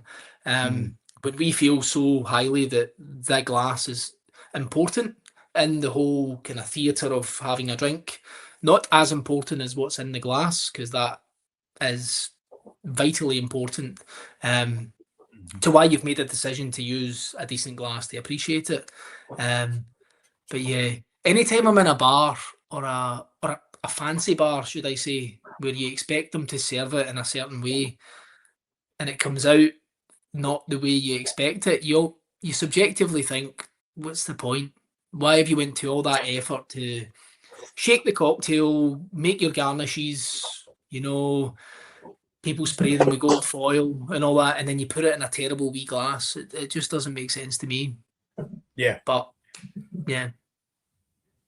Alan is saying Danny can start his own glass company with a toffee hammer logo. I meant to say earlier when you were saying about testing your glasses with a spoon, it should be a toffee hammer. That's exactly what it should be. The toffee hammer is perfect for testing the durability of your glass. We're going to revisit this toffee hammer thing, and I think there's legs on that. We need to. We'll get a logo. Diego, we'll promote it. He'll be our European sales ambassador. No, he's got to be like, I'm giving away too much. You won't believe me when I say this, right? Because it just seems like you've brought that up, and I'm going to make some shite up. I was on the phone to Diego 2 days ago, and we were talking about toffee hammers. No word of a lie.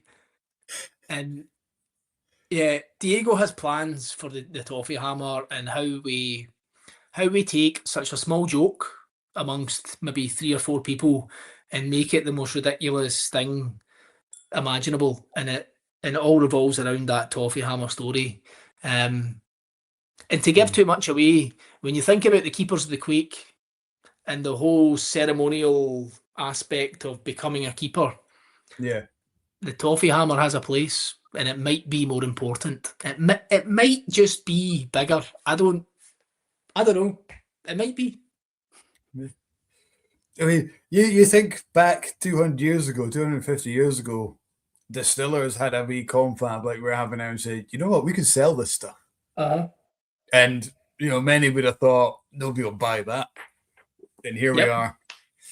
So, yeah. It's the next big thing. We're bringing it back. Yeah. Oh my God. The conversation we had 2 days ago about this was, the kind of thing that would get you locked up.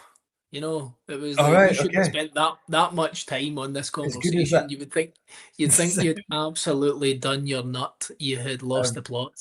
I really wish I was part of that now. That's the kind of conversations I like. You never know, Mike. You might be inducted as the next member of the Toffee Hammer community, but it's one of those things you need to be in the industry long enough, and it's quite a big deal. So I might be part. We might have to review your membership, but I'll let you know. Well, Alan Smith has said the keeper of the Toffee Hammer sounds a bit Masonic.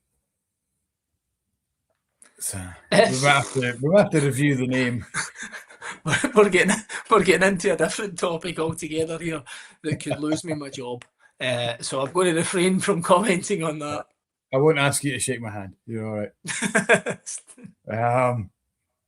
Reb is saying, I asked my wife how many Glencairn glasses we have. She thinks we have around 120. All of them have something printed on them. Wow, that's amazing. That's dedication. Class. And he thinks he's maybe received a couple as a gift. He's paid for the rest. That's the type of person that drops into my inbox and gets something, a wee something, Absolutely. Yeah, right, of course. Well, I love Red Mordecai. He's over in Israel. Such a passionate whiskey fan, and his knowledge is phenomenal. He does some really good stuff for the kosher community as well. Which is I want to say maybe not how he got into whiskey, but that's his passion in whiskey, is promoting kosher whiskies to the world. I think it's pretty special what he does.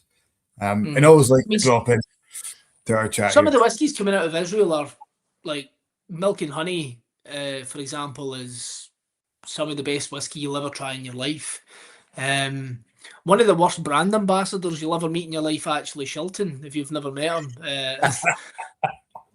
And I say that hoping he'll see this, because he's the biggest wind-up of a man you've ever met in your life. He's outstanding.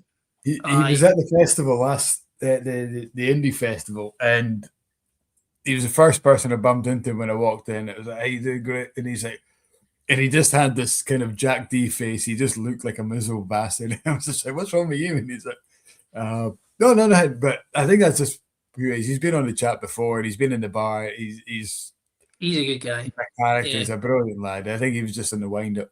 And then I seen him across the room getting a selfie with Charlie McLean, and I knew he was in his happy zone. He was fine. Yeah, that's him. Yeah. I got stranded at a whiskey festival with Shilton a few years ago. And that sounds amazing as a concept. Sounds great. But I was down in Kendal for the Kendal Whiskey Festival, and we all got snowed in. It was proper like weather warning, snow, do not travel. And we get locked in. It was a real shame, actually. We all got locked in a pub for a day after a whiskey festival. It was a proper shift, one of those ones. Aye. But yeah, he was that. In fact, talking about whiskey festivals, the Kendal Whiskey Festival, if you've never thought about going down to Kendal for any other reason other than going down for that, and Kendal mint cake. I was going to say, it's whiskey or the mint cake. It's one of the two. That's their two biggest parts of their tourism. The Lake District is close by, but that's your two reasons to go. I used to be a big hill walker back in my younger days, and every hill walk I had mint cake on me. That's your carbs. That keeps you going. Yeah. But yeah, shout out to Kendal Whiskey Festival, small whiskey festival, really done well for the exhibitors, for the consumer. Some of the stuff they've got at that festival that you don't get anywhere else is just nuts. I missed it last year for the first time, but yeah, December Kendal Whiskey Festival is like the big end of year bash. because all the brand ambassadors by December are all burst. Everybody's got no energy left. We've all been out selling our wares around the world, and we all end up at Kendal Whisky Festival for the final farewell. And the guy Phil that runs the festival, he owns a pub in the town, so it's like a no-brainer. We go to the festival, everybody is back to the pub, and it's just a bit of a rammy, bit of a free-for-all. It's good. Yeah, sounds brilliant. Alan saying, who's online, he's saying it's the weather that always scares him off. He's scared he doesn't get home. This year it's the 4th and 5th of December. It's the best festival in England. That comes from Brian at Malt Musings. Oh yeah, of course. Honestly, I mean, I try and remain neutral in my opinions on things, being someone who supplies to all these different types of events and stuff. But Kendal's got a special place in my heart as an event. So does, if you've never been to Clackmannanshire, as Alloa, they do a fantastic, really small niche festival as well, run by Graham and Serena. As another one that's on my kind of it's a bucket list one, I think, for people that like their whiskey. Maybe not to the extent of a Whisky Life Paris, Whisky Exchange London, all these kind of big hitter kind of ones. But they too are like nuts. Really good shows. Yeah. I don't know about you, Mike. Do you get a chance to actually get out to shows, or is it business as usual? You need to be at the shop. Most of our work is weekend, so the chance, I always make a point of the indie festival. That's and I've been, let's say, I was at the Elgin one. I just don't get the chance, unfortunately. I'd love to, and I would love to be in a place where I could say, you know what, sold that weekend business. I'm going to close up and take the team down, and we'll do a festival. But yeah, one day. We've spoken a lot about doing our own whiskey festival in Inverurie, so maybe one day we'll get that. Well, I think that's the cheat code for having a good festival. Actually, is having a good retailer on site. I think a lot of whiskey festivals struggle when they don't have a shop, like a retailer attached to the event. When they try and do it themselves, or whether they try and shoehorn in some unknown brand, it doesn't tend to work. So I think there's definitely a place for you guys. Aberdeen as well, like, close enough by, is booming for whiskey now. Like, there's a whiskey shop, not a whiskey shop, sorry. Another whiskey bar open there, a whiskey shop as well. There's loads happening. Nick's got a fantastic shop, and they just launched, I think, as part of their 15-year anniversary last year. They did a whiskey festival, and are launching it. I think they've kind of put it into the calendar. They're doing an annual thing. So yeah, I think the drive, but there's lots of little festivals in Aberdeen, and I think that's the one that I can see that, because Nick's running it, the whiskey shop is running it. I think that will be the big one. I can see becoming a mainstay in the calendar, which is great. I love Nick. I think he's such a good guy. Great shop as well. Promoting the opposition, but we like to do that. Which is what we said off air. We said this just before we came on, was that it's such a weird industry to be a part of, where we're all genuinely, not even secretly, genuinely supporting one another. Like all the whiskey brands, when I first started in the industry, I couldn't believe that going up to Speyside, if something went wrong at a distillery at Glenfiddich, or I don't know, like a Ballindarloch, they would phone around each other. Or in fact, this is more prominent on Islay. If something goes wrong on Islay, the community gets together and they fix the problem at the distillery. As much as Bowmore is owned by a big global corporation, your Lagavulin is owned by Diageo. Something goes wrong on that island, it's people that fix it, and they're all in this same journey together. So you saying that the Aberdeen whiskey shop, Inverurie whiskey shop, you guys want to see each other do well. You're in direct competition. It's such a strange thing for people that aren't in the industry to understand, but it just is that way. It's so weird, because when we opened, when we opened, Nick had been 5 years, I think, in Aberdeen. So the next one was Huntly, the Duncan Taylor shop, so independent shop. And there was nothing really in between. So when we opened, I thought we were maybe a bit conflicting, but nobody complained, nobody kind of batted an eyelid, and it was kind of, and then we started to see Ellen Whisky shop and the Whiskey Hammer guys and Pitmedden, Peter Head opened the shop, and then you start to see. From my point of view, I'm thinking the demand is there. People are. That's a good sign. The problem comes when these shops start closing, because that's where the worry is, that people aren't interested in your product anymore. And the fact that there's so much interest in it and people are jumping on it and booming on it is great for the industry. So, and Nick will offer different things that I do, and I offer different things that the Turriff Whisky shop it's weird because certain independent bottlers sell really well with us. Aberdeen struggle with, or Ellen struggle with, and whatnot, and vice versa. It's like, why are you buying so much? How can you go through so much of X indie bottler? We can't shift the stuff. It's just different demographics. So different demographics, different kind of your buyers are different. It's a similar story to what I get when I visit distilleries and trying to pitch products to them. It's like, what works for Glenfiddich doesn't work for Ballindarloch just down the road. Or if I go to Glendronach, that doesn't then work for, Glenmurray. They've just got different people coming in the door, But the best product that you have for us, and I need to order more, and I completely forgot about it when I put in my last order, is the travel cases.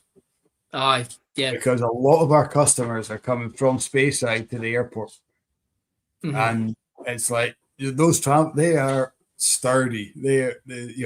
Well, Mike, be careful how loudly you talk about this, because not a lot of people buy the travel case, right? And it's part of my pitch. It's probably one of our most expensive packaging options off the shelf. You can buy one. So when I pitch that to my other customers, my wide kind of range of people, they don't believe me, because it's an expensive item to buy.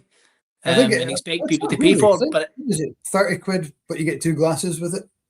Yeah. So that 2 glasses is half of it. And you're getting home safe. We've had people, because we're 20 minutes from the airport, and I think that's why it works well for us. Whereas if you're in, I don't know, Pitlochry or something like that away, it's maybe not that big a deal.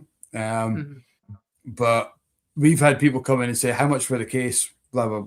Yeah, 30 quid, 40 quid. Yeah, I think it's 30. They'll say, keep the glasses, and they'll just chuck all their miniatures in it, close it, put it in a bite. And that's the safe way of travelling at home, getting at home. No, I'm totally with you. But that's a great sense. It's Diego's got it. He's saying good night. So good night, Diego. Good night, Alan. He's another one saying cheerio. Night, mate.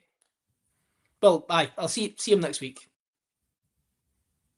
You'll see the back of him as he's beating you in the race. Oh no, the Dramathon. The end of the year, isn't it? It's September.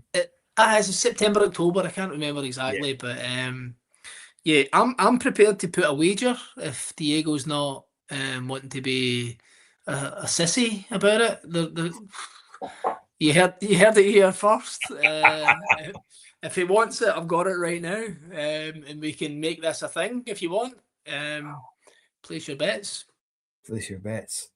Place your bets. So on our StreamYard, which is what we use, we can actually now do polls. I've never used it yet. I'm scared to do anything technical without a dry run first. The whole thing shuts off. Yeah, but I'm going to try it for the guys who are watching. Who would win a race? Wow. Option 1 is Darren. Option 2, Diego. Anyone who votes Darren gets at least 20% off their next Glencairn order. Just plug in code Darren25 at checkout.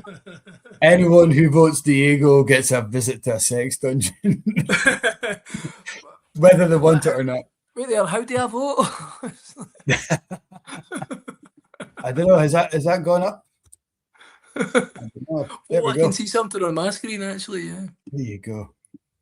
Oh, the Blether has reached a new level now that I know how to do a poll. This is innovation. This is what Glencairn need to maybe take some notes from. This is new and exciting. I like this.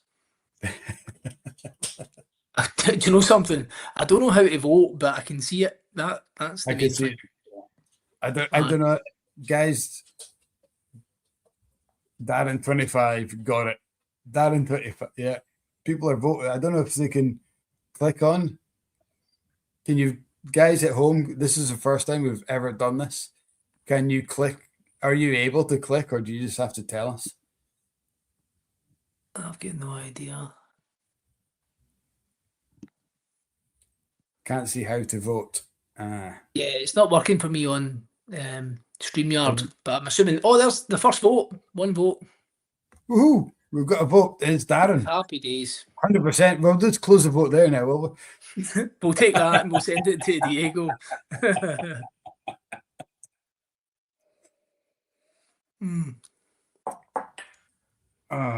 Who did the vote? Can I go back in?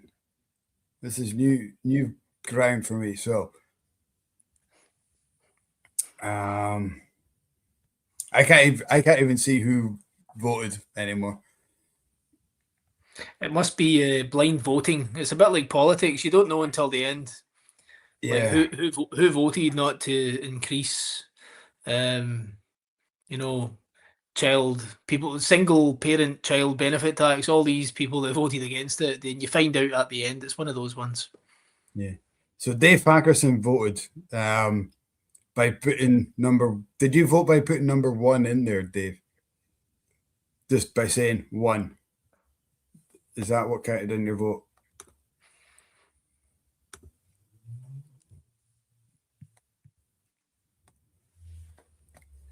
Darren, this has been a phenomenal chat. I've absolutely loved it. But if we can figure out a poll, then you will go down in Blether history as an innovator. This is the innovation that we wanted. And testament to us at Glencairn, who are big on innovation,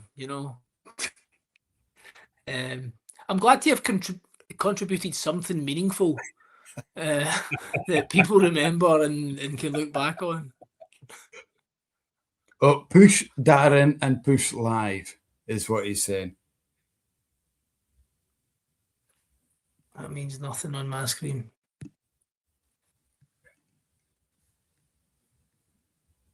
Oh dear. So on the actual screen, I think if you click Darren,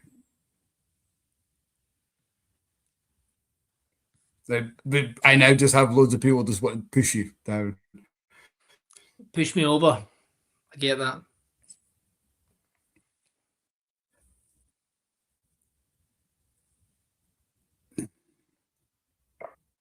By next week, we will know how the poll works. At the moment, I mean, everyone who's asking is doing number 1. I'm now getting texts from Diego about toffee hammers. I better not show you.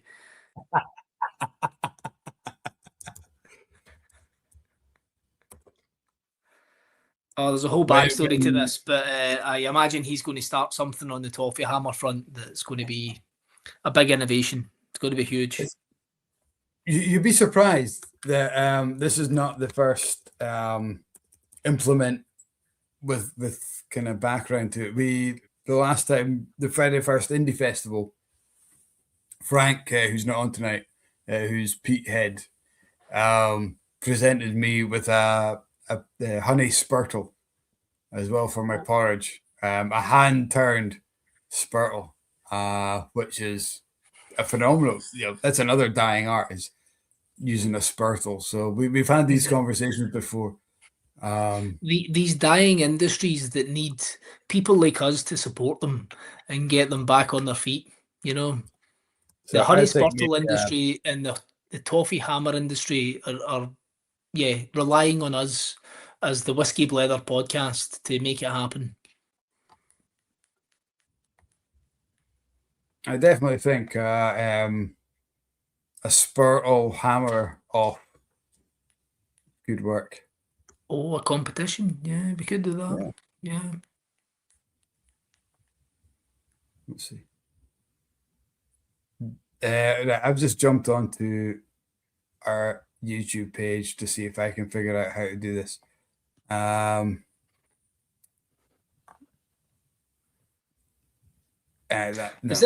Mike, is this normally how the podcast goes? Does it normally descend into Oh no, this is a lot smoother. Voting systems and how do we make this work, you know? This is a lot smoother than how it normally goes. I mean, we've had dogs, we've had kids, we've had polls going awry. Yeah, this is pretty tame. Mm-hmm. Yeah. Well, considering the conversation you had with Diego in the past one, I'm quite.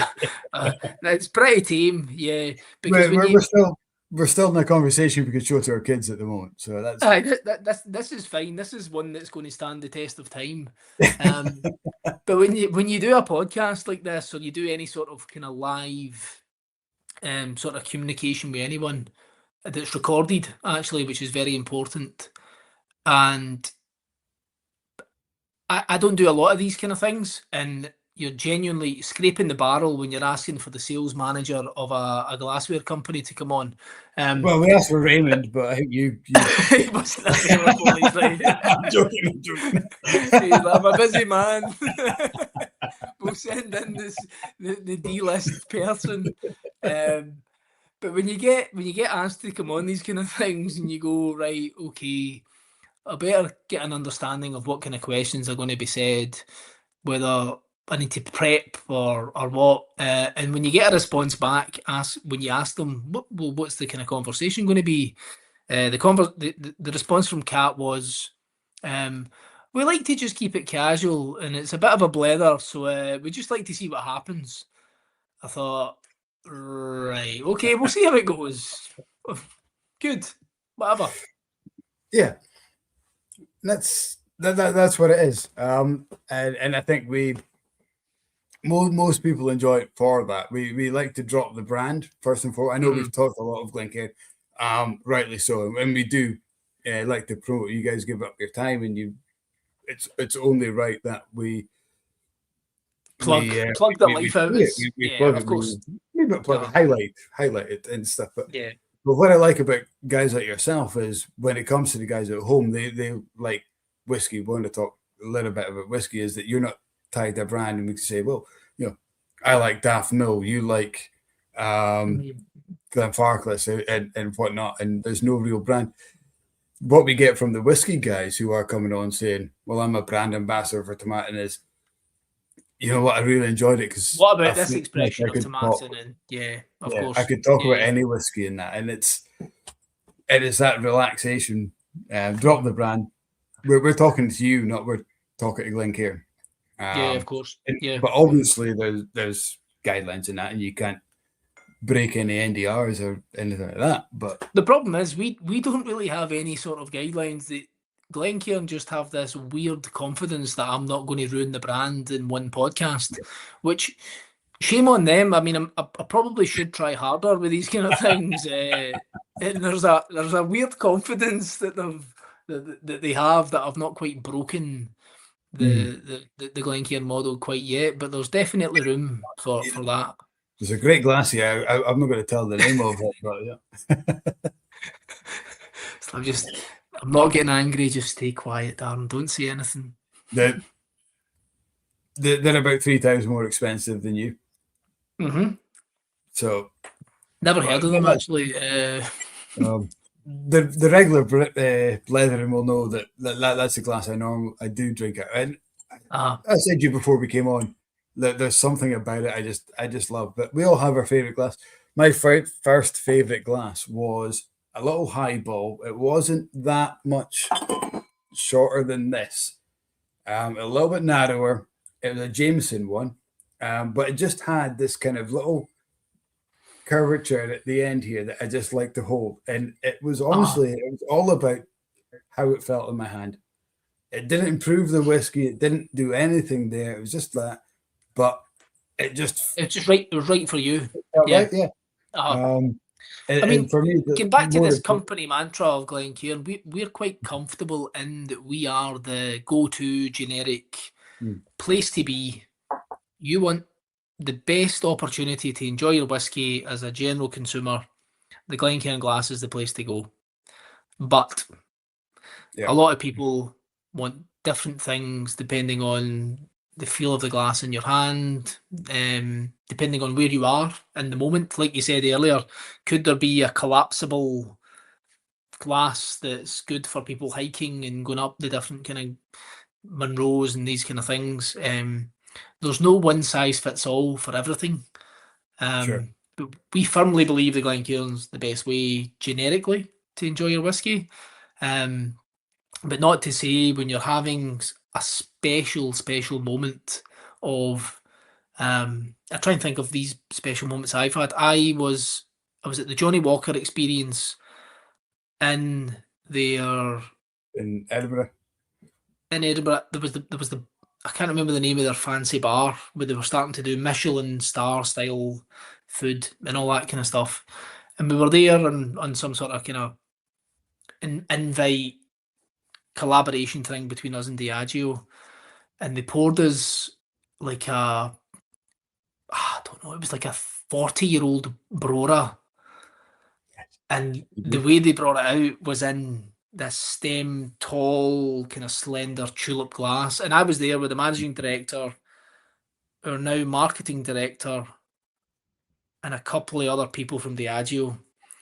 And part of me was like, I'd love that to be in a Glencairn. But I got the moment. I got that they felt the need to elevate it beyond the glass for whiskey, the official glass for whiskey. This is a different moment. This might be something special. So there's different glasses for different moments. Glencairn's the main one for most people, general consumers. Everyone likes it, loves it. But there are glasses for moments and occasions. 100%. Yeah. Rightly said, he can't vote, but he does deserve a discount for complaining to every wine store in Israel that sells those fake Glencairns. And there's a bonus discount if he tells us who they are, and we will send the lawyers in. Do you know, this is another conversation that I must mention. We, as a business, protecting such an iconic shape, brand, name comes with its own problems, you know. So as we're trying to develop our position in the Asian market, we're now finding out probably more problems than positives. That the fake industry, the manufactured fake Glencairns have become a bit of an issue for us. And we spend an obscene amount of money on legal fees every year challenging the protection of our IP. And that goes from every country around the world, because every country has a different law on protecting IP. So I say IP, intellectual property. We own the 3D rights of the Glencairn glass, the shape, globally. So anytime it gets used in anything, we should have a say in whether it's acceptable to be used. And that's something that we protect globally, because if we don't, it could just become a shape that anyone can use no matter what. They can just become a thing. When it comes to logos and stuff, though, see, like whiskey brands, whiskey clubs, you know, anyone puts a Glencairn glass in the logo, we're honoured. We're just like, thank you so much. Let us know, because we don't want our digital IP protection lawyers to jump on your back and send you a letter, you know, because it does happen instantly. It's one of these things that's almost AI technology is part of the way they find these things online. We want our image of the glass to be presented worldwide, but not to the extent where they can just go and manufacture them in the millions, which they are doing in China. It's we expect to be in the millions of fakes. Mm-hmm. Yeah, so it's a headache. It's a pain in the arse. But not in Israel, because Reb's on the case. He's sorting you out. We owe this man a retainer or some sort of free glassware. I'll need to put him in touch with tumbl-er, who owns, or he's one of the part owners of Milk and Honey out in Israel. He's one of our distributors in that region, and he does big volume out in that part of the world for us. Awesome. So yeah, we owe him some glasses, but we need some intel. We need some information. Oh, well, happily to make the introduction. From a serious point of view, I think Red is you got such a foothold in Israeli whiskey and that you'd be a great connection for you. So happy to do an introduction for you guys. Dan, I think it's been an absolute phenomenal Blether. It's been so much fun. I'm gutted that Kat can't be here tonight. I think she would have loved your patter. Really? Really? Yes. Yeah. I am the whiskey guy. I am the one that keeps us on whiskey tracks. Kat, you would have been talking turnips and tatties and farmyard animals till you came home. If Kat was on, I've seen a lot of the previous kind of people that's been on, and very impressed with the kind of people you've had on, man. Like really some big hitters, which made me think, like I said before, we're really scraping the barrel now. We were getting the sales manager on from Glencairn. That's really getting to the depths of hell, I don't think so. I've seen the way some of these conversations go, and I feel like you are the guy to kind of steer it back in the right direction, I love it, because we just, anyone who's involved in whiskey, because that's what the community is. It's, if you love whiskey, why can't you have a say? Whether you make a glass, whether you do, we're a guy who does design labels for whiskey, it's like, but all these guys have a say and they've got a passion for it, and stuff. So whether you're Billy Walker or Billy No Mates, you can come on and have a wee chat. Put that in a t-shirt. Billy Walker or Billy, you could be Billy Walker or Billy No Mates. I don't care about your opinion. I'll drink what I'm going to drink. That's a t-shirt. I like that. Well, I think only the Scots folk will get that, though. I think it's. Yeah. The ones that get it will get it. But absolute pleasure, mate. Thank you so much for having me on. I am humbly appreciative that you asked me to come on, mate. I really appreciate it. In my wee position in this global industry that we all love and enjoy. So would love to come on again in the future, man. Please do. We'll see you. Yeah. Good luck in next weekend with the Spey Fest. Thank you. I think it's going to be a belter. Really enjoyed it. Here's to your 5 years and hopefully many, many more. Thank you very much. So another 3 billion glasses. One day we'll get to the moon on Glencairn. To the moon and back. Cheers, guys. Thank you so much at home for your questions, your comments. Always a pleasure. As last week, Kat does the diary, so I'm going to confirm who next week's guest is and get back to you. I do know the 14th of May, so in 2 weeks' time, is the Inverurie Distillery. Guys, Gareth and Jonathan are coming on to discuss that, which is our kind of local new distillery, which is starting up. So that could be fun. When another new distillery coming in. So, but next week I'm not sure about. So great to have you on. I've got Charlie McLean sitting next to me. He was desperate to chime in the conversation, but I'll tee him up for the next time.